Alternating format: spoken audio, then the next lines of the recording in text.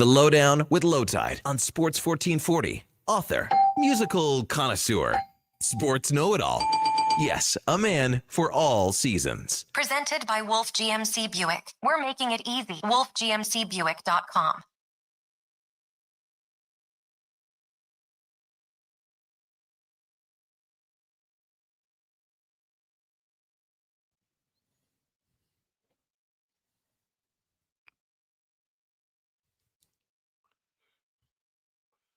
Welcome to the Lowdown. Today's show, Oilers about to make a desperation trade because those work out so well. By the way, Kasperi Kapanen went down with an injury. Last drill of practice, according to Ryan Rashog. That's some really, really sucky news, but that's what we come to you today. Could be Jari, could be Binnington, not sure. What about Ingram? We'll talk about the goalies, Kasperi Kapanen, and more today. The Lowdown is brought to you by Wolf GMC Buick, family owned and community driven. We're making it easy. Visit wolfgmcbuick.com. You know that we are live on YouTube and Sports 1440, online at iHeartRadio, sports1440.ca, and Radio Player Canada. After the show, we're on Spotify and Apple, and we tweet it out on X, Twitter, anytime. Lowetide, Declan Krueger, JFenwick04, and you can text or call us at 833-401-1440. That's 833-401-1440. The practice lines today were a little vague last I looked, although it looked like Ryan Nugent-Hopkins was going to the third line, and that was before Kasperi Kapanen got hurt. So it's a little unusual. We'll probably find out more either later today or tomorrow. I want to see Willie Lindstrom up with Gretzky and Curry, though. That's the one thing that I do want. I mentioned Kapanen. There's a big piece of news in the Toronto Blue Jays. They've signed Dylan Cease, who has like ace upside. He can strike out the moon. So guess what? We've got something in baseball to talk about. Obviously, we've got football to talk about and so much more. All right. Our guest today, Bagged Milk from Oilers Nation. We will have declinations as well. We'll talk about Jari over Binnington or vice versa, Dylan Cease and more. First, it's time for the introduction. He's here in body and will absolutely talk to us at halftime. Ladies and gentlemen, it's Josh Fenwick. Josh Fenwick. I don't think I'm going to be talking to you at halftime either, but 10-6 for Green Bay. You've been watching the game? 10-7. 10-7, sorry. 10-7. Yeah, I've been sort of watching. I was working during Fantasy Frenzy, so I could absolutely not pay attention to you at all. So you worked during the one show, but not during this show. I'll still do a little bit of work, but you know. Well, no, I won't be. You won't have my full attention. You'll have the smallest amount. Okay, well that's great. The bare minimum. Totally different from every other day.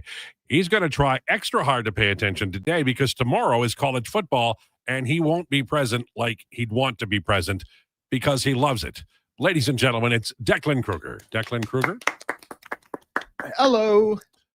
I'm giving 30% today. Well, that's for sure more than yesterday, yeah. but not as much as tomorrow. Yesterday was 110. Yeah, just ask Connor Clattenburg about what you said yesterday. Did you not hear me get so fired up about John Morant? I was yelling. I think I spat on 3 different people, and there's only 2 others in this room. What people came away with was your general dislike for Connor Clattenburg, the rookie goalie. He scores a goal, and you go out and kind of crash him. Well, I walked it back, so. I know. And you did a beautiful job of it. Have you been watching the football game 10-7 now for Green Bay? So I watched it like right at kickoff, yeah. And then I didn't really watch it again until we got in here just now. Okay. Obviously keeping track of things. In my guillotine league, it's down to me and one other guy. Wow. And I have Jahmyr Gibbs. So it hurt a little bit to see David Montgomery score that touchdown, but yeah, I understand that. I'm locked in, man. Listen, I from what I can see, Green Bay's looking good, The Lions kind of have problem. Like their offense, I know Frank Ragnow just came back out of retirement. Crazy story, by the way. Their offensive line hasn't looked as dominant as it has the past couple of years, and it's evidence in the results. Yeah, Brett Favre just overthrew that one play there. Close. Brett Favre is somewhere laundering money in Mississippi, not on the field. It was transportation, wasn't it? Was it Yeah. transportation or education? It was something illegal. Okay. All right. Here we go. Okay. Well, let's start with the big news because it is big news. Kasperi Kapanen, who's one of the fastest cats in the league. They're playing that long stretch pass, trying to get into the zone and forecheck. He would be really advantageous for this team. He hurt himself and threw an impressive number of sticks like they were toothpicks as he exited the ice. I'm sure you have either seen the video or will a little bit later on, but that's just like sucktastic luck. When, it's funny in life, and it happens to everybody. I don't care who you are. You could be a tri-billionaire or me. And there's just times in life where things just go bad and then they get worse. And right now for the Edmonton Oilers, they're kind of in that zone. Lots of rumors about Tristan Jarry now being added to the list of goaltenders who might be available for a price to the Edmonton Oilers. I prefer him over Binnington. I would prefer that the Oilers recall Connor Ingram and run Skinner Ingram for the time, because they've got to get everything else straightened out, like their outlets and their coverage and releasing players to go to the front of the net to score. It's quite the deal. It truly is.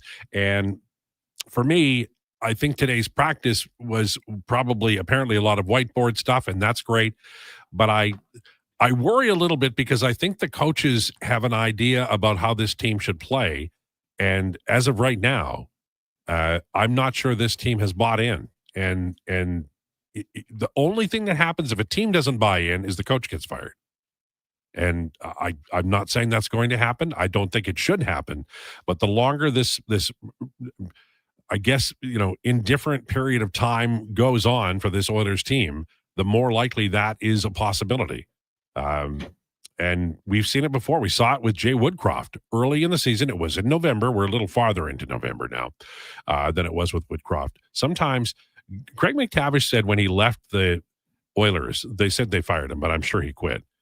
He said, I was too long at the fair. 3 years ago, players who were listening to me don't listen anymore. It happens in a relationship. And so we'll see what happens. But the Oilers Seattle game Saturday is going to be a real revelation. They have to come out and they have to play very, very well. Don't know if that's going to happen, but that would be, the goal, is to win at 7-1 or 8-3 or 6-0. Those would all be good scores. The Toronto Blue Jays signed Dylan Cease late last night. Big money. 7 years, $210, $30 million a year. That's more than Declan makes. Barely. And Cease is an interesting guy. Seems like every second season he's on, and it's interestingly, the year that he'll be on would be this coming year. He can strike out everybody, but he's not consistent. And a lot of people are wondering, based on last year's stats, why he's getting the money. Cease is a little frustrating. He's kind of like Blake Snell, who you might have seen in the World Series. Walks guys, gets himself in trouble. But he had some really bad luck this year. The batting average on balls in play was very high for Cease this year. I think he's a good bet. And here's the other thing, and the reason why I think the Jays fans should be happy. There's only so many aces in the entire league, and the Jays didn't have one. Now they have the potential. I'm not saying he's going to be an ace every year, but he has been an ace in the past, and he is a really good pitcher. And I think that if you're the Toronto Blue Jays, you're one of the richest ownerships in baseball, and you just signed a guy, and now the free agents who are coming off the books this year and next, it's not as difficult for you to kind of restructure your starting staff because you've got the guy at the top. I like the signing a lot. Josh, I know you tweeted about it. Do you have any thoughts on it? I'm talking about Dylan Cease. Yeah, no, great pickup. Really like it. Dylan Cease, one of these guys that is super reliable. Unfortunately, his numbers didn't look the best that they could have because of how atrocious that Padres defense is. But coming into a place like Toronto that is very defensively sound, and now they have a third big strikeout guy next to Gausman and Savage, I'm a big fan. Yeah, I think and Yasavich now could be like the third, right? You'd go Gausman, Yasavich after Cease, or would you? I think you go Gausman, Cease, Yasavich. I think Gausman's still Schneider's guy, and he's saying you get the number one start. I mean, I think Cease, It depends because Cee's inconsistent. So maybe you're right. But I like Cease a ton. I do. really like No. this. They're also the Jays picking up guys with mustaches. Schneider, Bieber, now Cease. What's next? Schneider, his mustache is like, I feel like when the game's over, he dresses up and he walks into like Dick Tracy, the movie, or Paper Moon, the movie. I feel like he's got a second gig where he's in a 1930s movie because that's the look that would work. Yes. Somebody is sending us their email address. I think they may have won something. Are we on that? That sounds like a con man thing. Okay. Well, we won't worry about that. The football game's on. Exactly. Enough with saying good. Any goalie should play in tandem with Stu. Get Stu out of here from Bad Captain. I'm not like, for me, I think Skinner is a better goaltender than Pickard. And, he plays a lot. Pickard plays quite a bit, and Pickard's numbers aren't as good. I like Jari as an option. I think that they could be 1A and 1B. I like it way better than Bennington. Bennington's not having a good year. And I think that Jari is having a good year. He's had his troubles too. Just about every goalie in the National Hockey League has been in and out and, up and down. But I think Jari's a much better bet. I don't think Darnell Nurse is going to get traded like I've seen rumors about, but.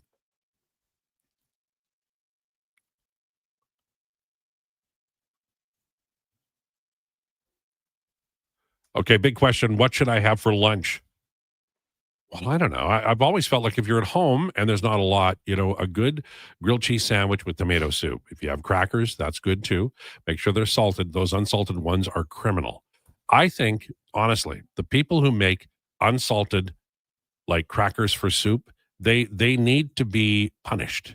Because why would you do that? And I know what you're going to say. People not everybody likes salt, but it's so disappointing. Do you know how many times in my life I've gone into a store and I've accidentally bought an unsalted crackers for soup? It's galling. And I'm saying galling, thinking a different word.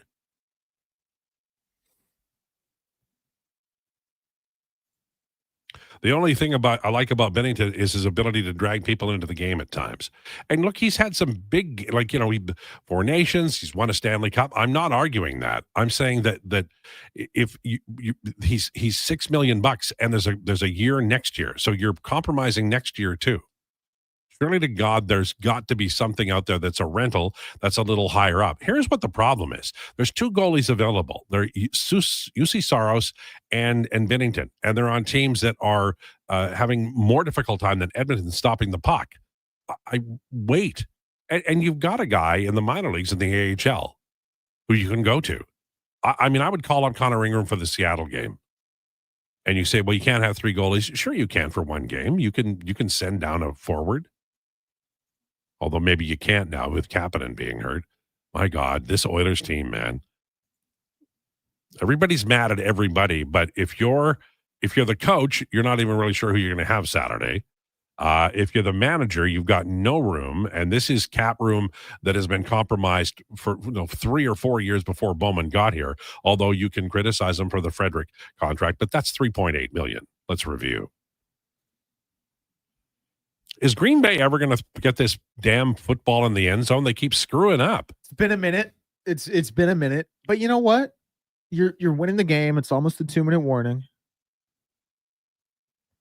You got some stuff to play with. Lions by $1 million. You can't say Stu and Jari would be 1A, 1B. Wallstead and Gustafson is an example of 1A, 1B. Jari and Stu is 2A and 2B. Look, Minnesota has better goaltending, no doubt about it. But the Oilers are where they are. And for me, Pickard is a guy who I know that apparently there was an effort to keep him on the roster, and that's fine. But do you want to keep your friends on the roster, or do you want to win the Stanley Cup? So management has to make the call there. That's not a call the players can plead, and they can say, well, please don't do this. We'll play better, blah, blah, blah. Or you run 3 goaltenders. But the idea that you're going to, wreck a plan because, a popular guy might get waived, I don't buy that. In the glory days of the Edmonton Oilers, Charlie Huddy was like a key player forever, and they sacrificed him for an expansion draft to the Minnesota North Stars.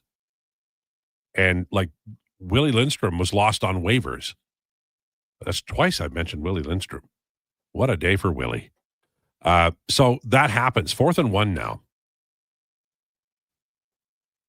If you are taping the game and don't want to hear about the game. There it is. Yeah. That was nice. That was a nice play too. Yeah, I actually hated the play call. I like it. I like those helmets too. Man, I'm running right up the gut. I'm just trying to get the first down there.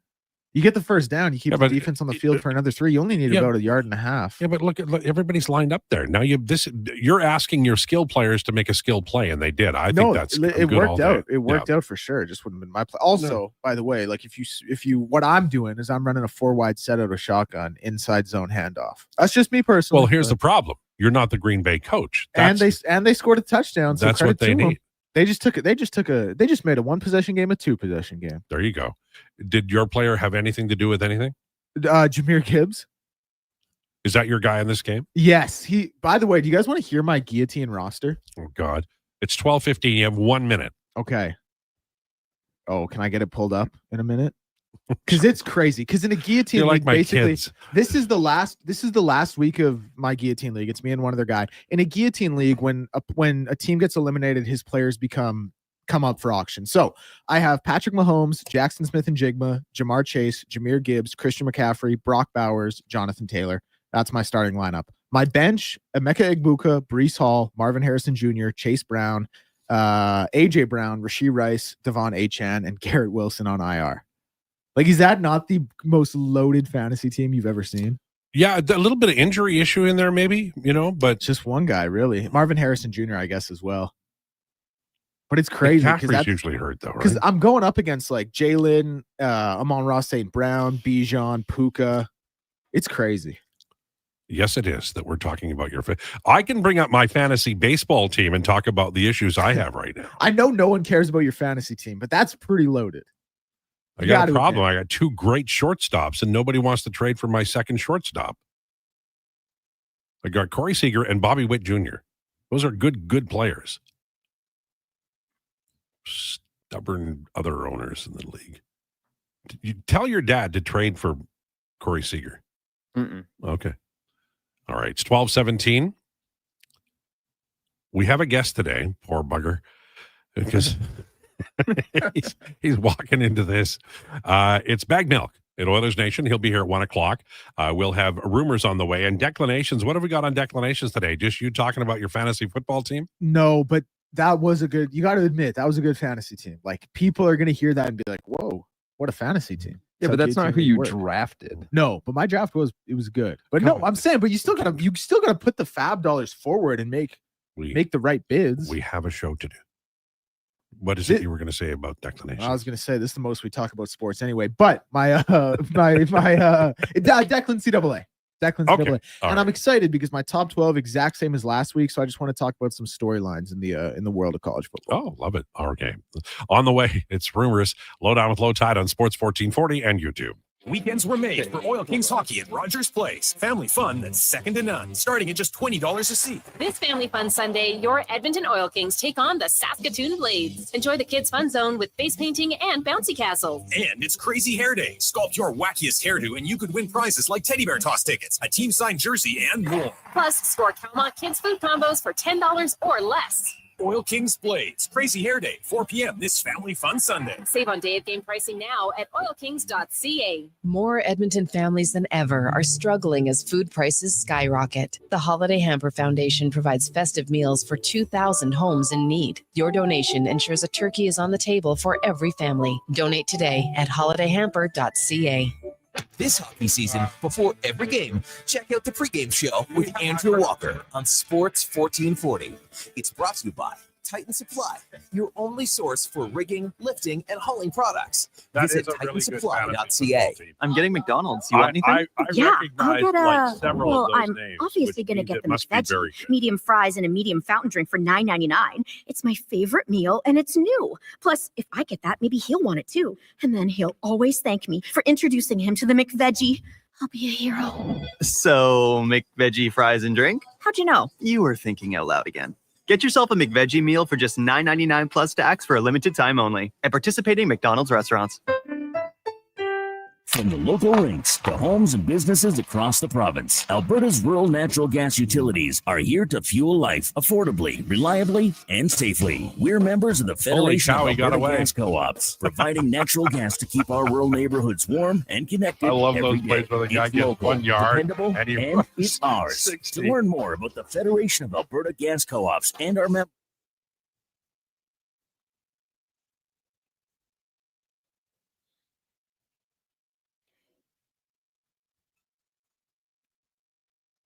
Here's the lowdown with Lowetide on Sports 1440. Presented by Wolf GMC Buick. We're making it easy. WolfGMCBuick.com.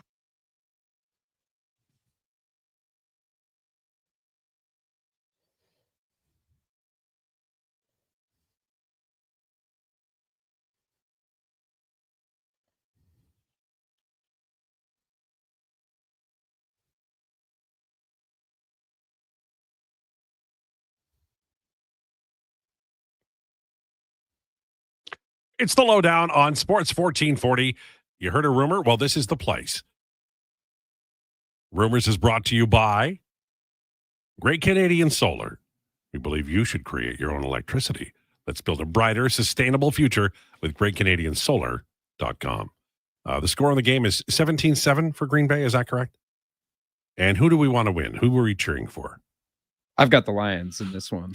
It's interesting for me because I feel like the Lions have a higher seed. Like when I look at Green Bay, I don't know how you guys feel about this. Like, I don't know if I believe Green Bay can win a Super Bowl, but I kind of feel that way about the Lions, despite them really not doing the same things they did offensively last year. Obviously, Ben Johnson leaving has a lot to do with that. I would like to see the Lions win because I still want to see the Lions put something together and be like, if it's not the Bills, I want it to be the Lions. The Lions were terrible my entire life. Like, we're talking winless. Oh, no, seasons. I know.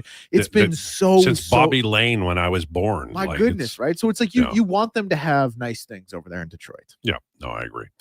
All right. I told you about Kasperi Kapanen at the top of the show. He was slated to come back on Saturday. They were doing some drills. The final drill they did, he hurt himself. He left the ice in a hail of sticks flying onto the ice.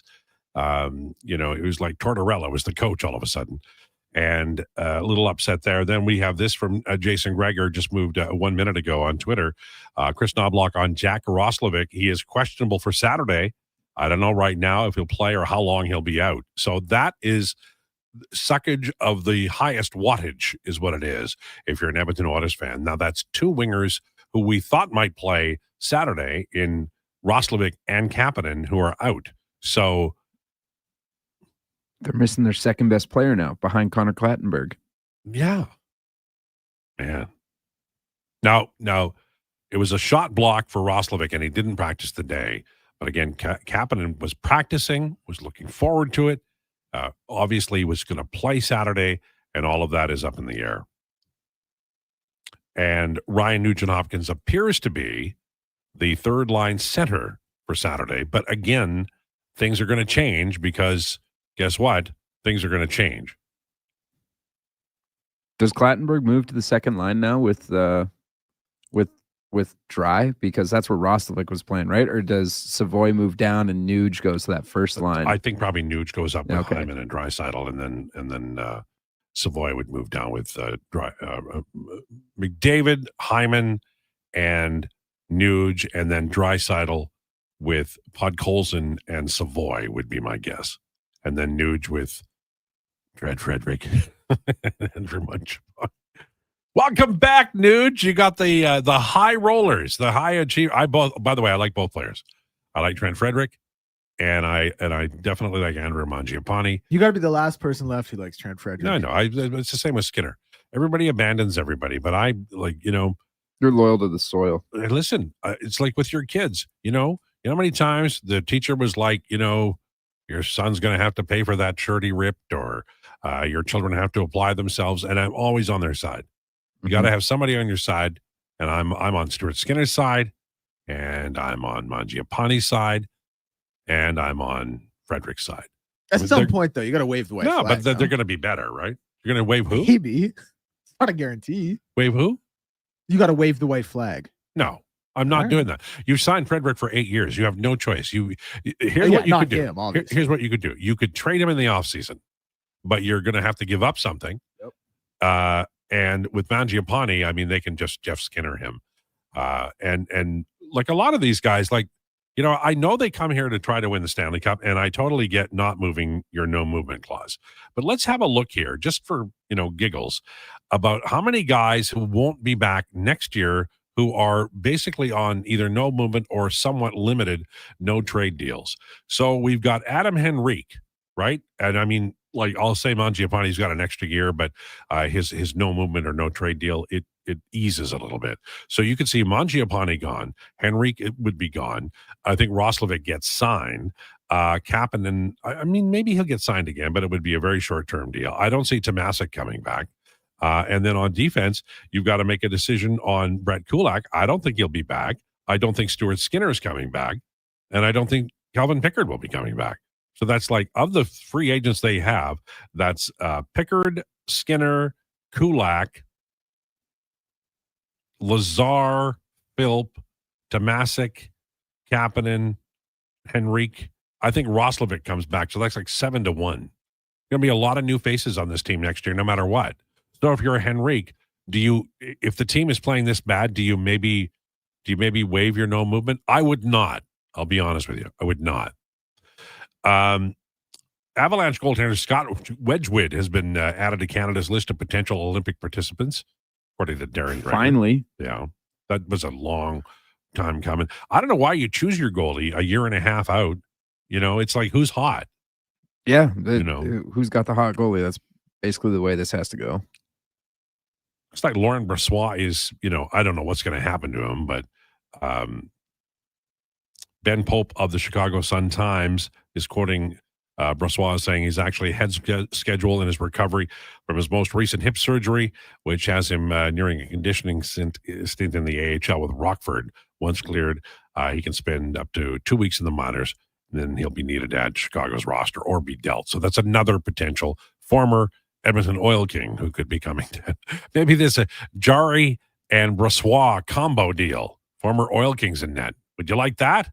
You don't even have to tell me. I know the answer. Skinner shouldn't make the week, Randy. Mangiapane is struggling. Might be best for both to move along. But for what? Like, original Posar, Ira, on my blog, he said today, why would the Edmonton Oilers give anything for Binnington? And the answer is because they're the one making the call. So if you're going through life and you walk into a store, let's say it's a jewelry store, and you see a watch you like, and you say, I don't know why anybody would pay any money for that. And the guy at the other side will say, well, you're in the store, it's your option. Like, the Edmonton Oilers are looking for a goalie, so they're going to have to pay something. And especially if, God forbid, they have to have some retention on it, then it's going to be bad. Binnington has value. He can wait. They can definitely wait in St. Louis to trade him, or not trade him at all. You can bring him back next year. They have all kinds of options. The Oilers are the ones who are interested. Trade Nurse. You could try to trade Nurse, but he's got a no movement clause. If I'm Darnell Nurse, I don't care. I do not care. I don't care if I'm getting calls from the general manager and members of the team. Oh, my God. Nice. That was a nice play. Yes. What a move. Got Jameson in my keeper league. Yes. Jameson Williams touchdown for anyone who's not watching. What a sick spin move behind just after the line of scrimmage to break away.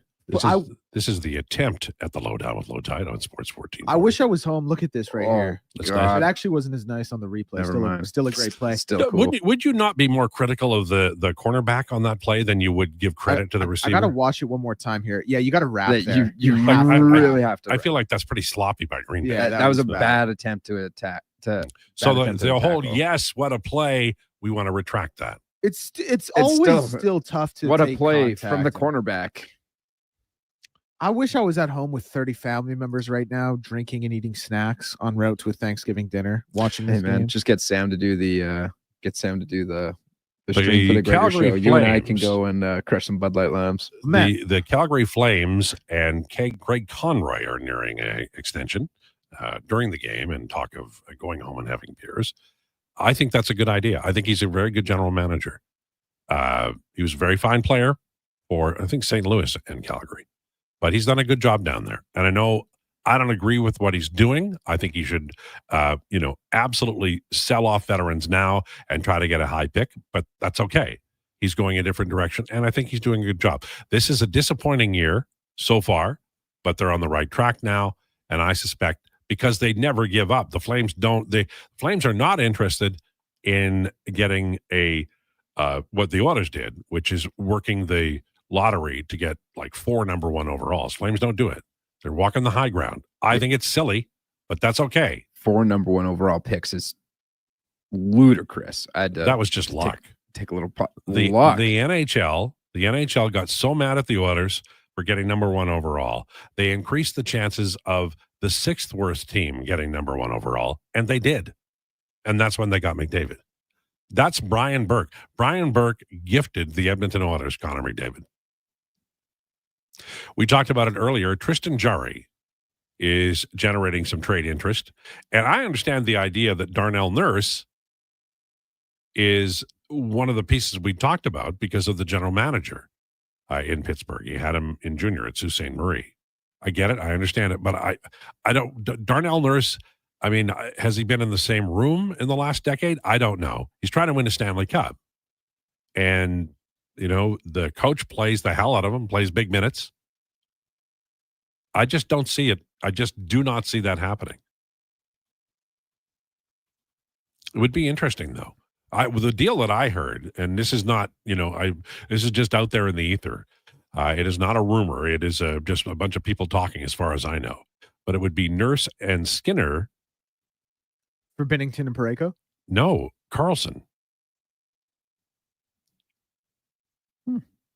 But I think Parayko's more interesting. Don't you? I don't think the Blues would ever part with him. They like him a lot, from what I've heard. What I've read. Parayko's really good. I mean, he'd be really ideal. Good, but it would be Carlson and Jarry, obviously. Oh, sorry. But my bad. I was on the wrong team. Don't worry. I mean, you're trying to watch a football game and do a radio show. I mean, there's a lot going on, man. While on camera. Totally. Can't forget about that. But looking good on camera, yeah, right? Looking great, LT. No, I meant Declan. Oh, well.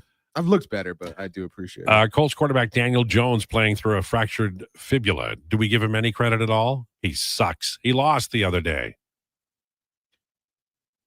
He's had games where he's played a little worse. But you know what? I'll tell you this, man. And I don't know where you and Josh come out. I trust him. Me too. Like, I trust when Daniel Jones used to play, any pass he would make. This is from any pass he would make, you would be like, this is a mistake in some capacity. This is not going to work out.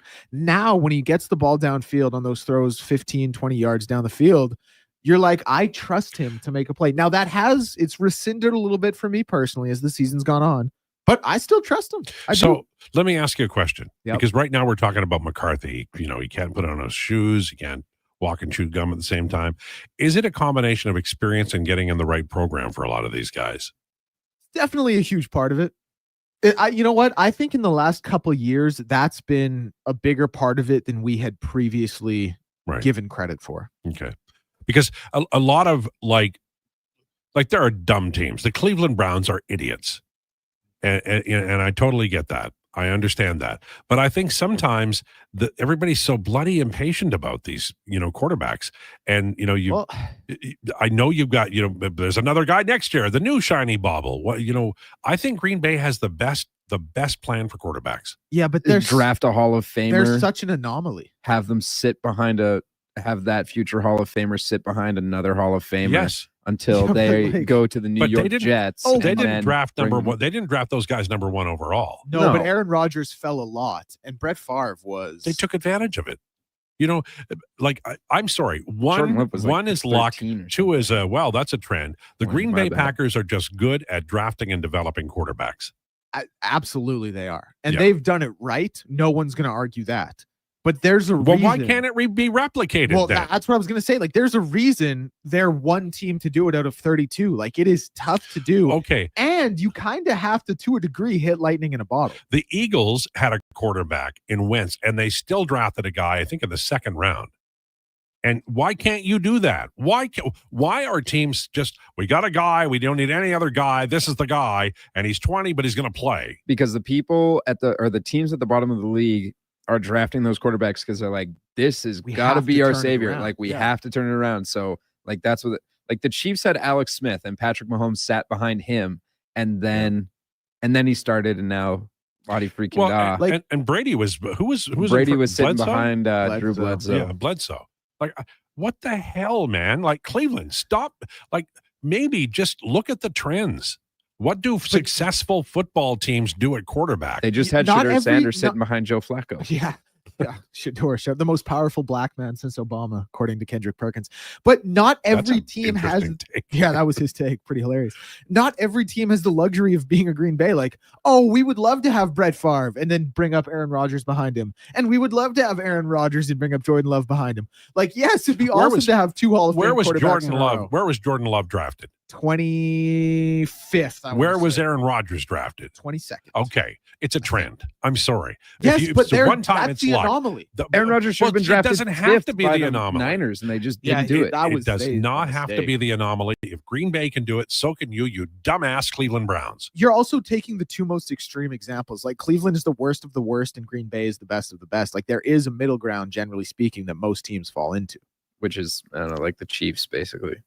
The Minnesota Vikings, I don't know the last quarterback they truly developed. They just get some guy who's either famous or Daniel not Jones. famous, and then they bring him in and he plays for them. Honestly,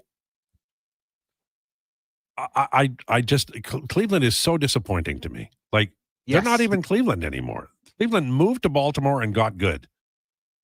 They should move the current Cleveland Browns to Poughkeepsie or Portland, and then they would be run well. Portland, Maine, or Oregon? Oregon. Okay. I like that. This is the other thing, though, like, in regard to what you're saying about, having these quarterbacks develop, like, teams don't have that luxury usually. Like, the NFL makes $1 billion a week. When you're a team that is a bottom feeder for a couple of years and you have a chance to have a savior at quarterback, be a plug and play guy, you kind of have to plug and play him and take that risk because there is so much at stake and fan bases get restless. But Cleveland does this and they're no damn good too. Correct. They're just bad. Like, they do everything stop bad. doing that. Like, for God's sake, just like try this, like, right now, whoever the bloody quarterback is now, like, go out. What the kid that won the other day, what's his name? Shedeur. But so go get a guy in free agency this summer and then bring Shedeur along normally. Well, Shedeur just might not be good, period. But, like, for your example to work, basically what they need is Shedeur to have a 15-year career as a Hall of Famer. And in, like, year 11 or year 12, draft another Hall of Famer behind him. Then have him have a 15-year career where he's a Hall of Famer. And 11 years into him, what if the Browns Browns that doesn't just happen. But even if Cleveland tried that 5 times in a row over a 55-year period and got it right once, they'd be better off than they are now. Well, I mean, yeah, they would be. But that's not saying much. But also, they're the Cleveland Browns. They're the team that had Baker Mayfield as their quarterback, who brought them their first playoff win in like 20 some odd years. And then immediately we're like, we don't need you. The dumbassery with the Browns is off the chain. Yes. It really is. Yes. Like, it's that they got rid of Baker Mayfield so they could bring in a guy who had questionable, like, morals, and then paid him $1 trillion all guaranteed. But and that blew up like the movie Up in Smoke, and they're still here. That contract. I'll say this though, before the ink dried. Obviously, Deshaun Watson, terrible person, like one of the worst. Bad at football now, very bad at football now. But Lowetide, what you just said, like, bring in a guy and try and have someone behind him, like, that's what they tried to do with Deshaun Watson. He was great in Houston. He was in MVP conversations the year before he went to Cleveland. So they did try to do it. Obviously, Shoddy passed, and now he's just terrible at football. But, like, they had that mindset bringing him in. Does Michigan have any chance against Ohio State? No. Yes. No? Go blue. Yeah. Yeah, All right. of course. I love the Michigan helmets. They're, Those are so I think they're undefeated in the game at home the All right. last 6 years. Yeah, Ohio State hasn't won since 2019. All right, it's 12:39. I was right, 6 years. These two clowns might be headed to the bar. I don't know, but I'll be back after the break. Lowdown with Lowetide on Sports 1440 and YouTube. All off the tongue, but Japa's team will help keep your construction jobs rolling on time and on budget with heavy equipment sales and rentals. Visit japamachinery.com to find out more. Ugh, seriously, another door knocker? I really want to go solar, but these high pressure tactics are exhausting. And their prices are unbelievable. Before we do it,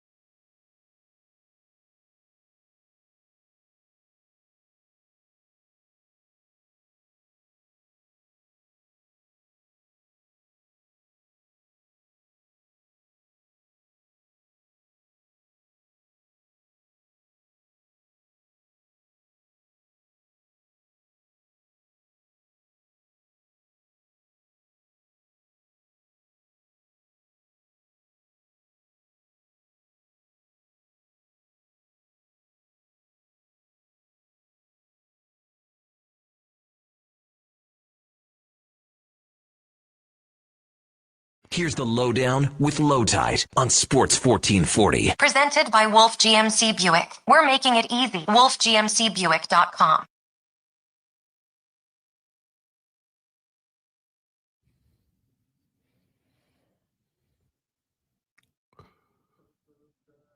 Lowdown with Lowetide on Sports 1440 for Wolf GMC Buick. Check them out, wolfgmcbuick.com at 12:43. I guess we're at halftime. Yeah, who is this? Green Day? No. Jack White? Yeah, I saw him on there. I'm assuming they're playing Seven Nation Army, but maybe I'm wrong. Probably. Be my guess. Iconic song, right? Like, it's honestly probably the most recognizable song of all time. It's like I was gonna say it's like Satisfaction Riff by the Stones, but it's even more famous than that, I think. Like it's universal. Yeah, you can play it and people are like, oh my God. I think like that, the beginning of Crazy Train. Yeah. Don't Stop Believing, the guitar riff. Do you know a great guitar riff is Bitch by the Stones? Yeah. He wrote, Keith Richards wrote that line, that guitar riff line in France. He had just left British Empire because of taxes. So he's living in the south of France and he's alone. Nobody's around. I don't know where Mick was. And he just came out of the blue. God. Oh, hey, Eminem. There you go. See, we're talking real, So is this everybody who's ever been to Detroit? Well, I mean, he's from Detroit, so. Well, so is Jack White, isn't he? I have no idea. All right. Could be wrong. Hey, Deck, do you know if Jack White's from Detroit or not? All right, he says yes. All right. Randy says Flames are the most irrelevant team in the league, so they work hard. They're still the worst team in the league. I don't think so. I mean, I like. Look, I love dissing the Flames and trolling Josh here, but I really respect the Calgary Flames. You know, they As you should. Well, they don't. You know, they're trying like every. You know. You go and play the Calgary Flames, they're going to give great effort, but they also have high skill. And they got a lot of veterans there who have every reason to check out and, you know, punch the clock and cash the checks, and they don't do it. You know, I respect that organization very much. And hell, they're not going to win the Stanley Cup. And I mean, Josh says 2029. Well, I mean, okay, but a lot of things have to go right for them to get there. But they're not bitching about it, and they all work hard, and they know who they are, and they play within the context, the framework of the game, and they play the style that the coach wants them to, and they pay attention to it, and they don't have miserable nights where they don't have answers. You know, they have miserable nights where they're not good enough. That's different. I mean, I can get behind a team like the Calgary Flames. Heat culture in Calgary. I was thinking about that. Like our John Moran conversation the other day. Oh no, we're going back to that again? No, just because he brings up heat culture. Miami would be the best place for him to go basketball wise in terms of structure and discipline and culture, but the absolute worst city he could go to. Well, what is not available on the streets of Miami? Like it feels like it's you can get a lot. One of those like European cities where you can get anything, and then you go to another part and you can get anything again. The Book of Mormon. Is that available on the streets of Miami? Well, you got me there, Josh. just out of curiosity, do you think the church looks at that as like, nah, we're like that place is a wash? Like, no, we're good. The Church of Scientology, I think, has their headquarters in Orlando, right? Really? Yeah. No, I think so. Good thing we're talking about Miami right now. But yeah, that sounds right. So we've already talked about about Mormonism, Salt Lake City. No, I was wrong. Oh, wait, there is one in Florida. It's not their headquarters, though. Where is their headquarters? California? California. Okay, just if we're doing equal here among the religions that aren't the old school ones, the head of the Jehovah's Witness is Bethel, New York, just so you know. Interesting. I wouldn't do a deal with St. Louis at all for a few years because of the offer sheets. If you lose a trade with them, and they snag Broberg and Holloway, it's a real bad look, John. I don't think it doesn't matter. It's done. Like, I know people like to go and just hammer away all day about mistakes of the past, but it's a sunk cost.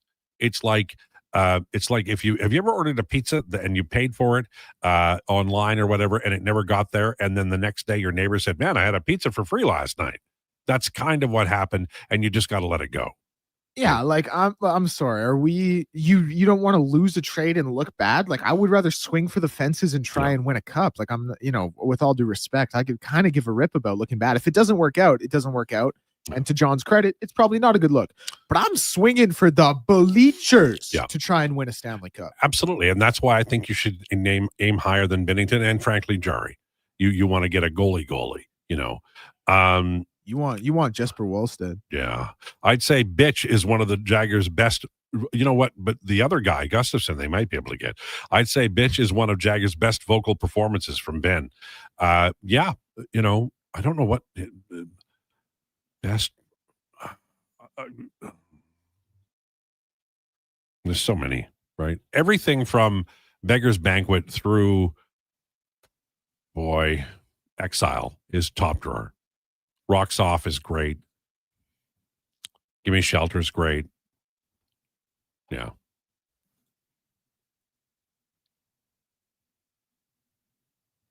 Maybe I missed it. This is Razor from Bashaw. Maybe I missed it.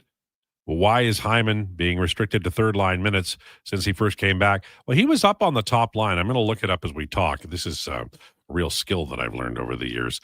He was up for a little bit, and he's coming back from an injury, and it's around the hand, a wrist injury, and that can be problematic for goal scorers. And so I think they just feel like they want to spread out the opportunity a little bit. And Hyman, he can change at least the direction of the puck with the style he plays, even if he's not scoring goals. So I think that's probably it. But I'm looking it up now, and in 67 minutes, so they are averaging at 5-on-5, they're averaging about 10 minutes, 11 minutes a game together, according to this. They're 1 goal for and 1 goal against. Their expected goals are 45%, which isn't great. They're scoring about a goal per hour. That's not great. So you can see why they maybe are going a different direction, right? And they need the McDavid line to shine. If it's not happening on the McDavid line, then you got to step off. That line has to roar. On the other hand, in 100 minutes, this is pretty wild too, because it's good and bad. In 100 minutes, Connor McDavid and Matthew Savoy are scoring 4.2 goals per 60, but they're also giving up 5.4, which is kind of the problem with the Edmonton Oilers right now. And I know you're going to say, but that's the goaltending. But the whole team's out of whack. Their outlet passes are just, everybody's reading them. They're lining up. The Florida Panthers, I think, did a number on the coach. And I think they've never recovered from that. And they keep playing everybody every night like the Florida Panthers, and everybody's reading them. And we'll see. But if this continues, then there's going to be real changes, not just talk about changes. If you had to make a prediction, I'm going to go around the room. If you had to make a prediction, it sounds like a goalie is incoming via trade. So, but I'll allow that as one of the options. What is the next big explosive headline coming out of Edmonton, not with regard to playing or results in hockey, but what's the big one in terms of the roster and changes? Oh, wow. Okay. I like this. I don't want to give an off the top answer. That's why I'm taking a second here to It's okay. You think take your about time. it. Take your time. I mean, if we're talking big headline, goalie acquisition. Okay. Do you have a goalie in mind? Well, I don't like the goalie I have in mind, but I just think Binnington. Yeah, but I just think it's like the most palatable and realistic. I want to think about this for a second. I want to give me another second to think about this. Okay. Just so you know, my choice is Tristan Jarry, and it's a goalie trade. What about you, Josh? Are we picking goalies, or are we saying that except for goalie, because you said a goalie is coming in, theoretically a goalie trade has happened and there's one coming in? But I said I would allow it as an option. Oh, allow it as an option. Yeah. I'm going to go away from the goalie thing because you're both going to hit on that. So I'll say Frederick in the press box, Clattenburg stays up. Wow, that's good. I like it. I don't hate that move one bit. Yeah, I don't know. That could happen. I don't know if I consider that big headline. Like that's almost like, that's almost a big like, headline hey, here. Good job, Josh. You didn't get a good headline. Oh no. Well, God forbid. That's a big that's roster what I asked, move, though. In fairness to Declan, I did ask for the big headline. I think it's the right move. I'll tell you what would be a mind-blowing if Nurse did waive his contract and did go to Pittsburgh. That's out of the realm of possibility, though, whereas it would like be the huge. Clattenburg Frederick thing is real. Well, so is a goalie. I kind of want to, if we're just going absolutely bazonkers with it, maybe a little Boosh movement. Like if we're getting crazy, They're not moving Boosh. He's too valuable to the If we're team. getting crazy, Did you not let's read get my crazy. Athletic article where I talked about over the last 3 years, since 23-24, McDavid, Bouchard at 5-on-5 are like at 61% goal share. Obviously. And McDavid away from Bouchard is at 49%. Boosh merchant. I know. I've read it. Obviously, that's not going to happen. Obviously, they're not moving Boosh, but I'm saying, like, if we're just getting crazy, let's get crazy. Well, that's like Prince. Okay. What are we doing over there? Look, sorry. Shut that is that mic off. illness or were you smoking the drapes? No, I just that's some spit got in the wrong hole. Pause. I wish you hadn't said that. You know, there's sometimes, ladies and gentlemen, you ask a coworker or somebody else on the radio, the answer to the question you want, and then they give it to you, and then you regret asking that question. And I am sorry that I made. Yeah, I'm sorry I said that Frederick was going to be in the press box and Clattenburg was going to stay on the team.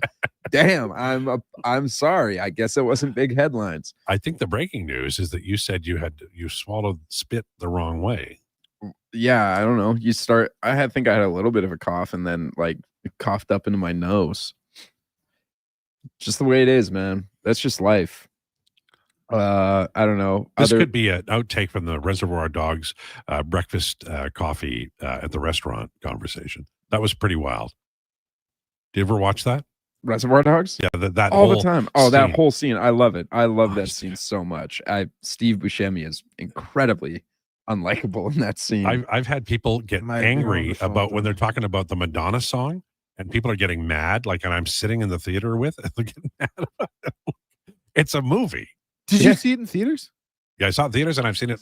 I saw it twice in theaters, and I've probably seen it 10, 12 times since. It's my favorite Tarantino movie. It's so good. Ooh, wow. It's so It's good. not his best. It's my favorite. No, so good.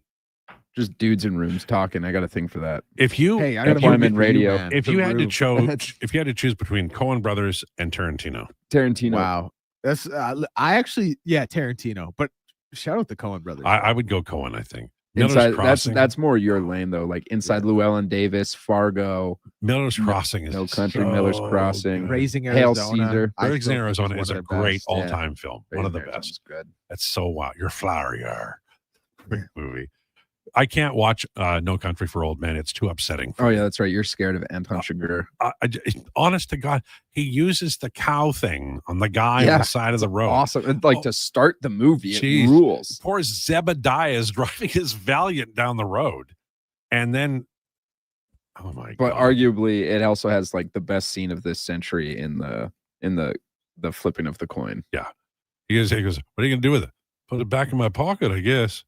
Don't put it in your pocket. That's your lucky. That's a your great lucky- question. What that's your is the lucky best coin. scene of this century? You know what's that makes the short list. For That's sure. on the short list. You know what else is up there? I've abandoned my child. That's Short up there list. for sure. Sorry, my prod is at the cleaners. Yeah, the social network. Yeah, that's on the short list. And then I like this game. Several is from really Wolf good. of Wall Street would have to be. The one where he says I'm not leaving. That's on the list. I would also say the final scene in La La Land, which doesn't really count because it's like 12 minutes long, but really good, really heartbreaking. That definitely fits in. There was a couple of moments in the SpongeBob SquarePants movie that should be. Mighty impressed that you sat down to watch that with your son.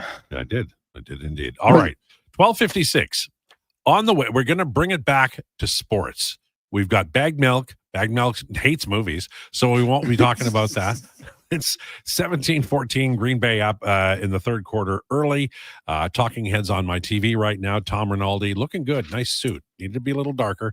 We got all that coming up, including declinations. Lowdown with Lowetide on Sports 1440. Time for an update with Declan Krueger. This is a Sports 1440 update. Brought to you by Custom Floors Inc. Floors done right for homes or businesses. Visit the new showroom at 11577 149th Street. One more time. That's 11577 149th Street.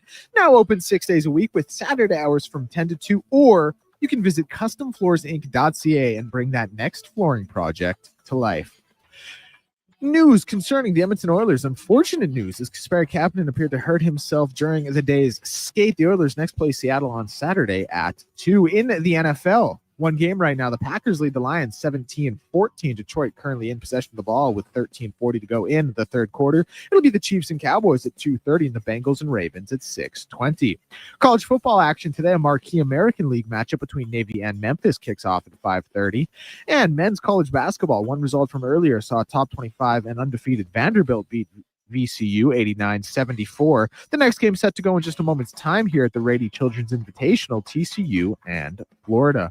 Other news from around the sporting world. Indianapolis Colts quarterback Daniel Jones dealing with a fibula injury, but does insist he'll play versus the Texans. And two-time major champion golfer Fuzzy Zoeller has sadly passed away at the age of 74. One final piece of news is the Golden State Warriors Steph Curry is expected to miss a week with a quad contusion. I'm Declan Krueger. This has been a Sports 1440 update.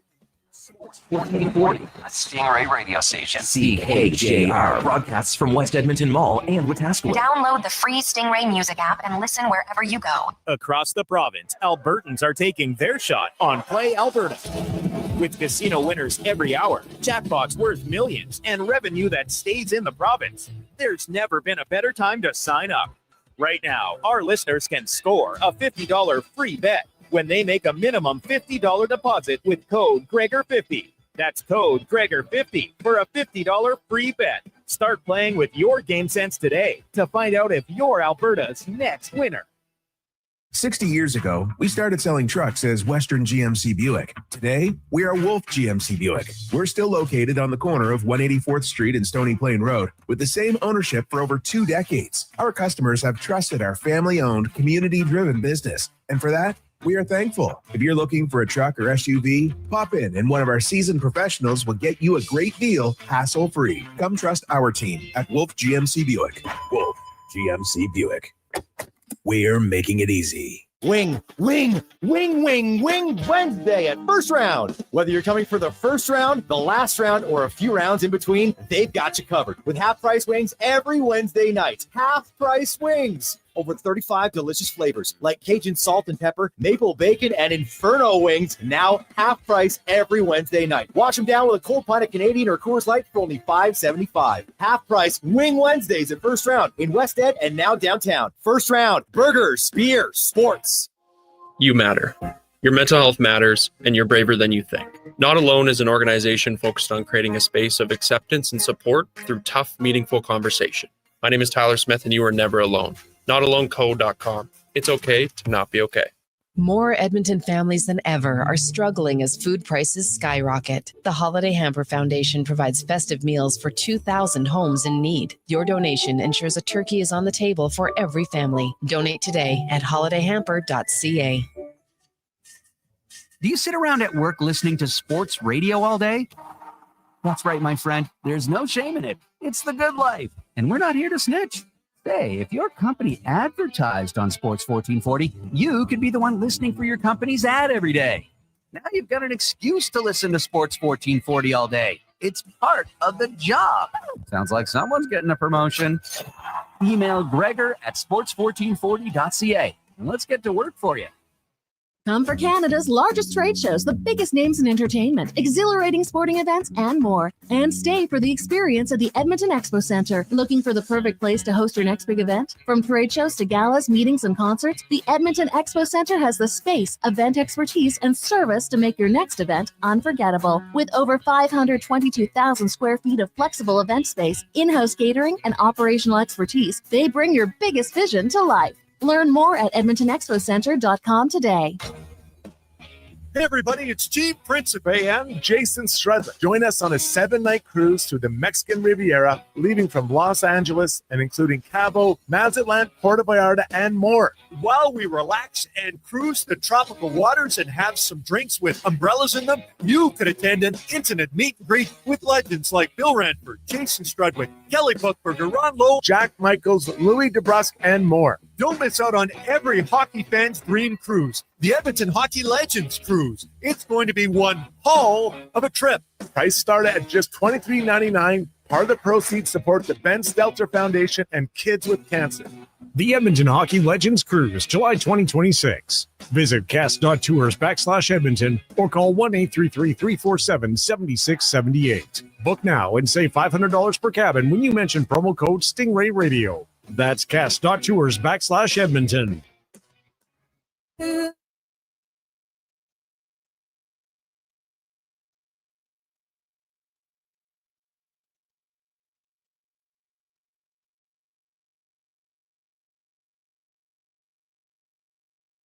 The Lowdown with Lowetide on Sports 1440. Can you fit sports encyclopedia on a business card? Presented by Wolf GMC Buick. We're making it easy. WolfGMCBuick.com.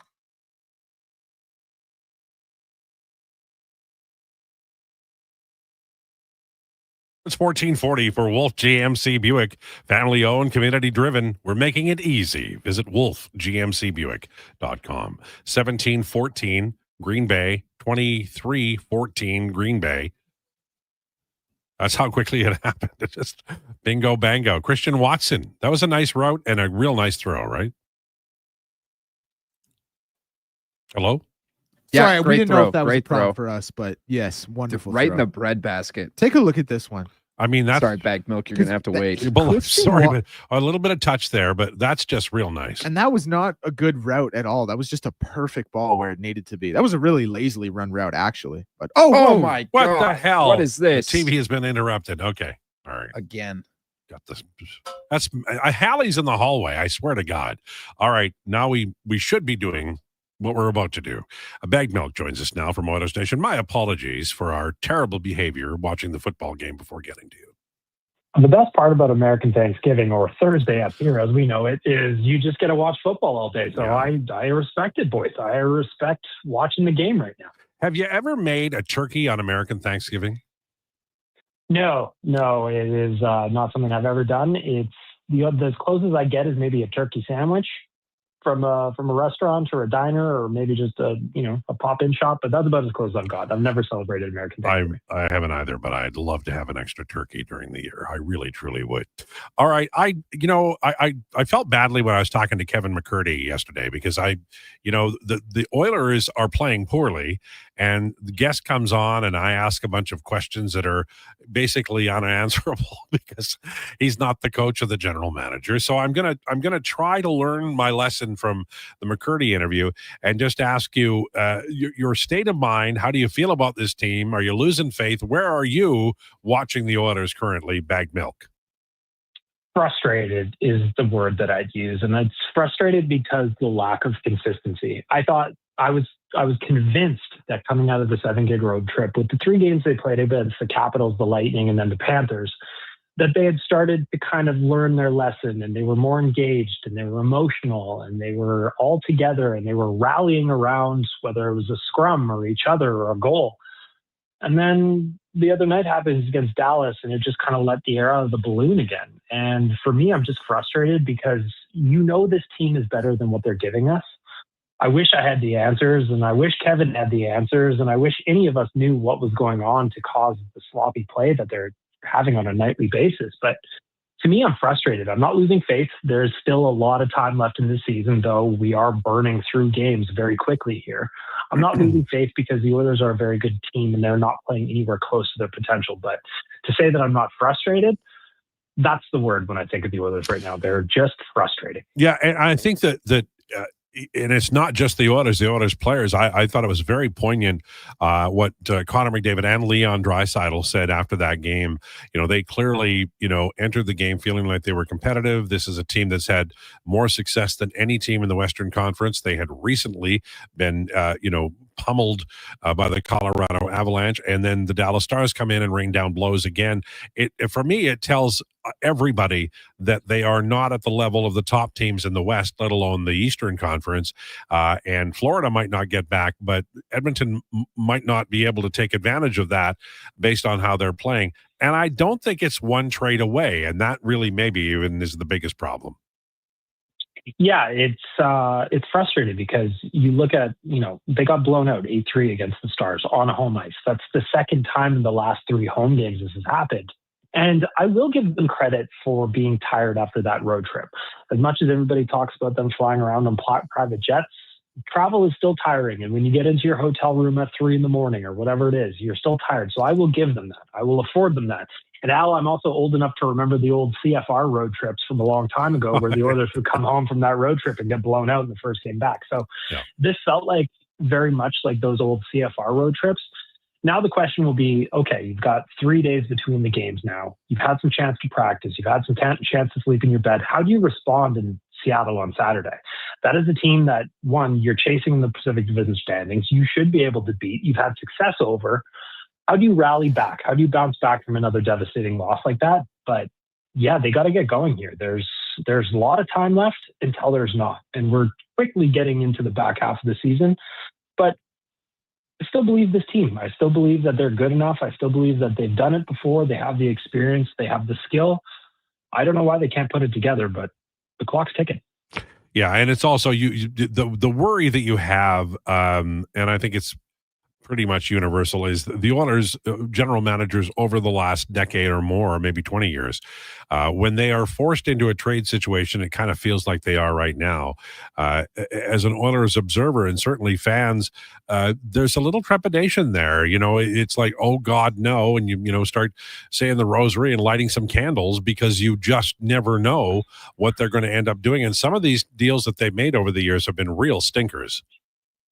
Yeah, I mean, if you're up against the wall and your back's against the corner and you have to make a trade, nobody's giving you help in the NHL. The other 31 GMs aren't here to service the Oilers. They're here to service their own clubs. And when you have some struggles like are happening in Edmonton right now, they're going to throw anchors at you, not life vests. So I understand Stan Bowman being patient with the trade and the way he's talking and speaking publicly about making trades. I totally understand that. But right now, he is not in a position of strength for making a deal. And if they do have to make a trade to kind of snap people out of it, there's also a lot of no move clauses on the Oilers roster right now. So that really limits what they could do in the first place. So I'm intrigued to see how long this goes on, how patient Bowman will be. But yeah, a trade right now at this point when things aren't going well, that's scary. And doubling down, Bag Milk, our guest, Oilers Nation. I'm working very hard to have him not hang up on me, so I'm asking softy-tofty questions, but I got to get to some tough news now. Kapanen looked like he was injured in practice, left very annoyed, I would suggest, or he just didn't like the sticks that were nearby.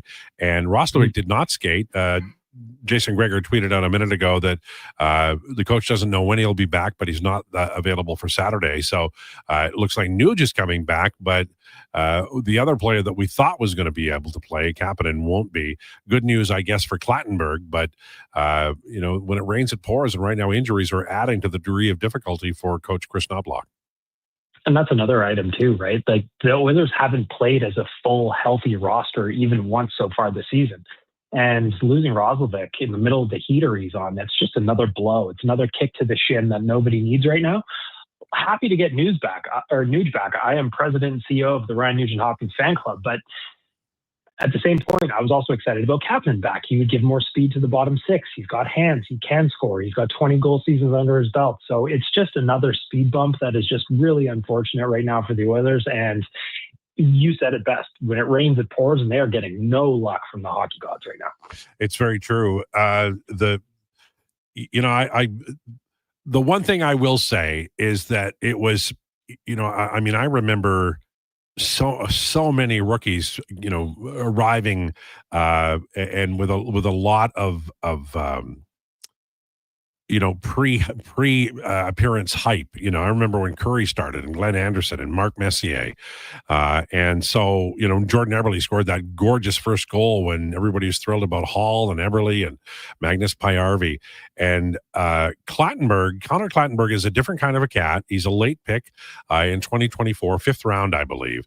There was no buzz about this guy, really, until Bruce Kurlock started talking about him in preseason and saying what he did and did not do well and showing on video what he was doing in the American Hockey League. Now he's played a few games. He scored a goal. I have no idea what the future holds for this young man, but what a dream that goal was and what a dream season he is having. 100%. Like you're right. A 5th round pick, 160th overall in 2024. And normally when you get a 5th round pick, you would never expect them to make the NHL roster or even get a cup of coffee this early, but he has forced his way into the conversation by playing with all kinds of energy, passion. I love that he's ready to go. I love that he's throwing his body around. I love that he's hitting everything that moves. And, he went from playing .547 in his first game against the Panthers, which was a spicy game, to being elevated to just under 13 minutes against Dallas, scoring the goal. And that wasn't like one of those goals that just bounced in off his pants. He got to the dirty area on the ice. He found the puck and he put it in. There's a lot of things to like about how excited he is to play. I love the goal celebration. I love how he's throwing his body around. I don't know how long he's going to be here. I would have thought that he was going to be gone by the weekend when Nuge and Kapanen came around, but the story's fantastic to follow. And he is not the most skilled guy. There are more skilled prospects down in Bakersfield, like an Ike Howard, but his engine doesn't quit. And right now the Oilers need a lot more of that energy, and he's providing it to them. So good on the young man. It's really fun to watch. Do you have a preference among the rumored goaltenders in terms of acquisition should Stan Bowman go that way? I don't necessarily. I mean, I've seen the Bennington rumors. I've seen the Tristan Jarry rumors that are now popping up. Of those two names, Tristan Jarry is obviously having the better statistical season right now. He doesn't quite have the resume of a Jordan Binnington. We all know what he did last year at the Four Nations, but there's also the reality that, people are talking about upgrading the goaltending. Jordan Binnington right now, his numbers in St. Louis are the same as what we've got here with Stuart Skinner. They're just a point or two off. So I worry about, because this goes back to our conversation about making a trade right now. I worry about them making a trade for a goalie just for the sake of making a trade, not actually finding an upgrade. And with those two names, like, they're intriguing, right? I think of Tristan Jarry as a younger guy. He's still got term left on that contract. But then as you work through the math, how does the math work? Like, what trade has to happen to get either of those guys on the books and be cap compliant? Because, like I said, the Oilers have a bunch of players with no move clauses. They're not exactly flush with picks and prospects that they can move. So I see the rumors, I understand the rumors, but logically, I don't understand how they work. I'm glad that's not my job. I'm not smart enough to figure that out. Yeah, so I'm glad that somebody else is handling it. I think that's fair. All right, final question for you. Jack White comes out and plays the ultimate sports or any anthem, Seven Nation Army, and then brings out Eminem. Is that your wheelhouse? Did you love that, or did you even notice? I loved it. I won Jack White. The White Stripes were a great band that I loved when I was growing up, and Eminem was part of the culture again growing up. So those were from my era. I love seeing them together. I love that on American Thanksgiving for the NFL, they go all out. They do have the shows, they do have the artists, and it just makes for a fun day. The sports is great. I love watching football all day, but then you get to see some good music in the mix. What's not to like? I loved it. Yeah. I also like that they're not going back to the Who and the 80-year-old rock stars. Like the time is done for those folks. And that's my era, but I can understand why maybe you'd want to have somebody that doesn't have a lot of gray or white hair on stage playing the rock and roll. Yeah. I mean, I think that people want to see the performers move around a little bit. I think that's always fun. But at the same point, you know what? If the Who wants to get out there, I'm in. I love the Who too. So I'm just a big fan of them putting on shows for these games. Like American Thanksgiving football is king on Thursday, and I like that they make a spectacle of it. So it's always a good time to me. How's Frank doing? Frank doing well? Frank's doing well. He was on a heater there for a while, but unfortunately he did pick the Oilers to beat Dallas. So that did wrap up. I think he was on a 4-game win streak. So while that was hurtful to me to see the results that he was choosing because he was betting against the Oilers, he's a man of truth, and he's here to see it, to speak it as he sees it. And I respect him for the job he's doing.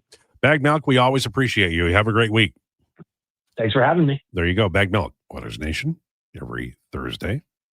Get an update on Frank, talk a little football, do a little dance, get down tonight. Can either of you, jack-o'-lanterns, tell me who had the big hit in 1975 called Get Down Tonight? Do we get a hint, maybe?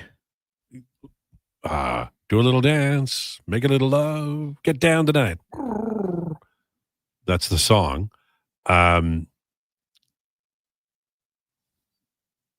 No, sorry, we weren't researching that. We were researching the short list for best scenes of this century. It was Casey and the Sunshine Band. Yeah, we weren't getting that. Yeah. Not to speak for Declan. Their follow-up was, That's the Way, I like it. Yeah.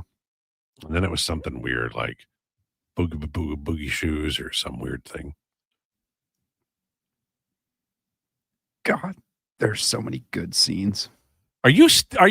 I thought you were going to watch the football game. I was, and then Declan lamest. and I got to talking about this, and I'm now scrolling through the history of the Oscars from this century. So I think part of the problem with this show is that I'm not the only one who's, oh my God, what a great throw and catch. And that man on the Detroit Lions is hurt. This is a great game. I told you guys it was going to be 42-41, and You I did. was laughed at. And You it's were. probably We not mocked going to be 42-41, but it's shaping up to be a high-scoring affair. Now, he knew he was going to get hit right. He's coming across the middle. I think he hit him in the head with a knee, right? Is that what happened? Got the ball. No? Oh, he just might have hurt his arm on that tackle. Yeah. Jeez. Football, it's so tough. Yes. Bring back the flag football. That's my speed. Well, it's on. It's going to be in the Olympics next year. 2 years from now. My apologies. Yeah. I loved it when they had baseball at the Olympics. Yeah, they should bring it back. Damn straight. Baseball is worldwide. Japan loves it. All of, like, everything south of the equator in North America, they love it. Come on, man.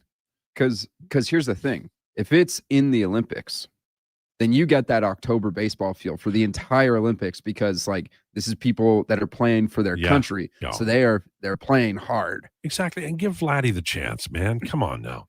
All right, 118. Your comments on the way. Lowdown with Lowetide on Sports 1440 and YouTube.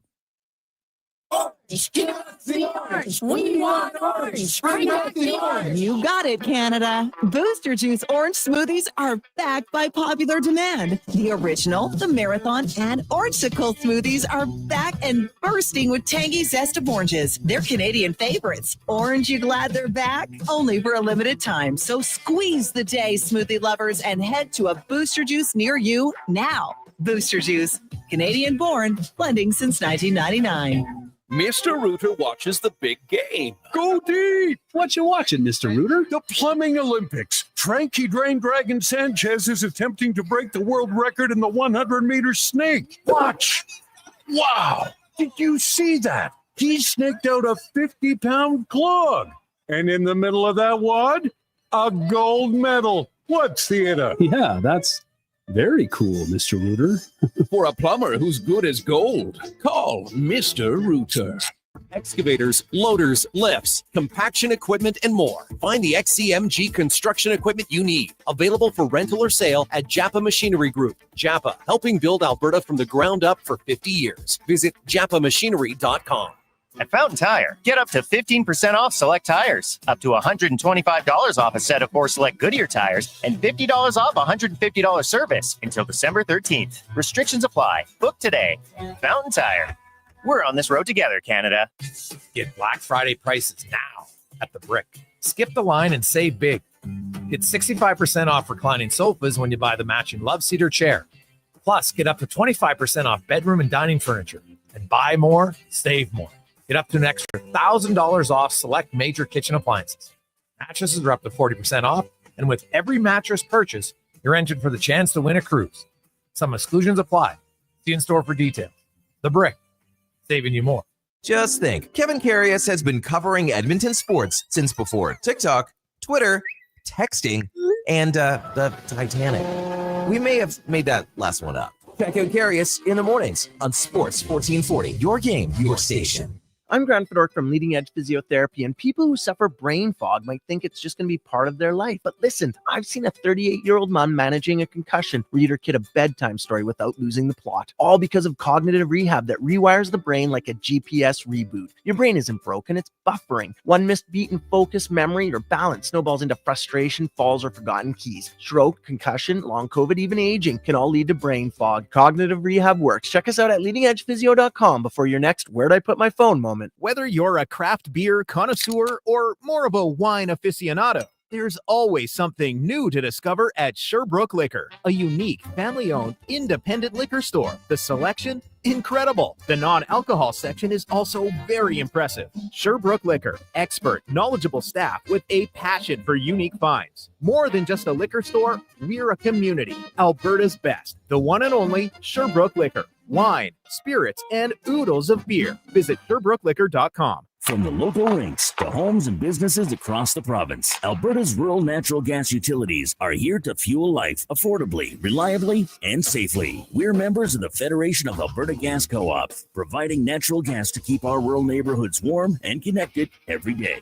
It's local, dependable, and it's ours. To learn more about the Federation of Alberta Gas Co-ops and our members, and how natural gas fuels your community, visit fedgas.com. Alberta's energy. Game on.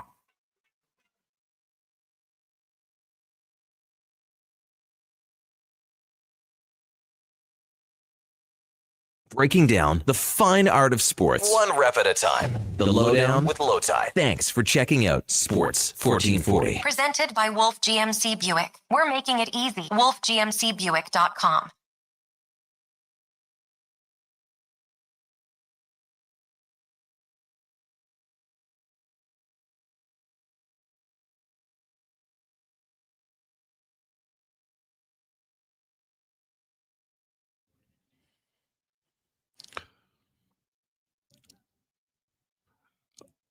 It's the Lowdown on Sports 1440, brought to you by Wolf GMC Buick.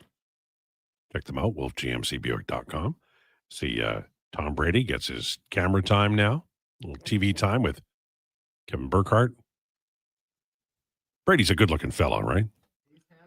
Can't even lie to you. I don't think he's a great commentator, You though. know what? He's gotten a lot better. A lot better. His first season was rough, but he's gotten a lot better. Well, he must know the stuff. Romo knows the stuff.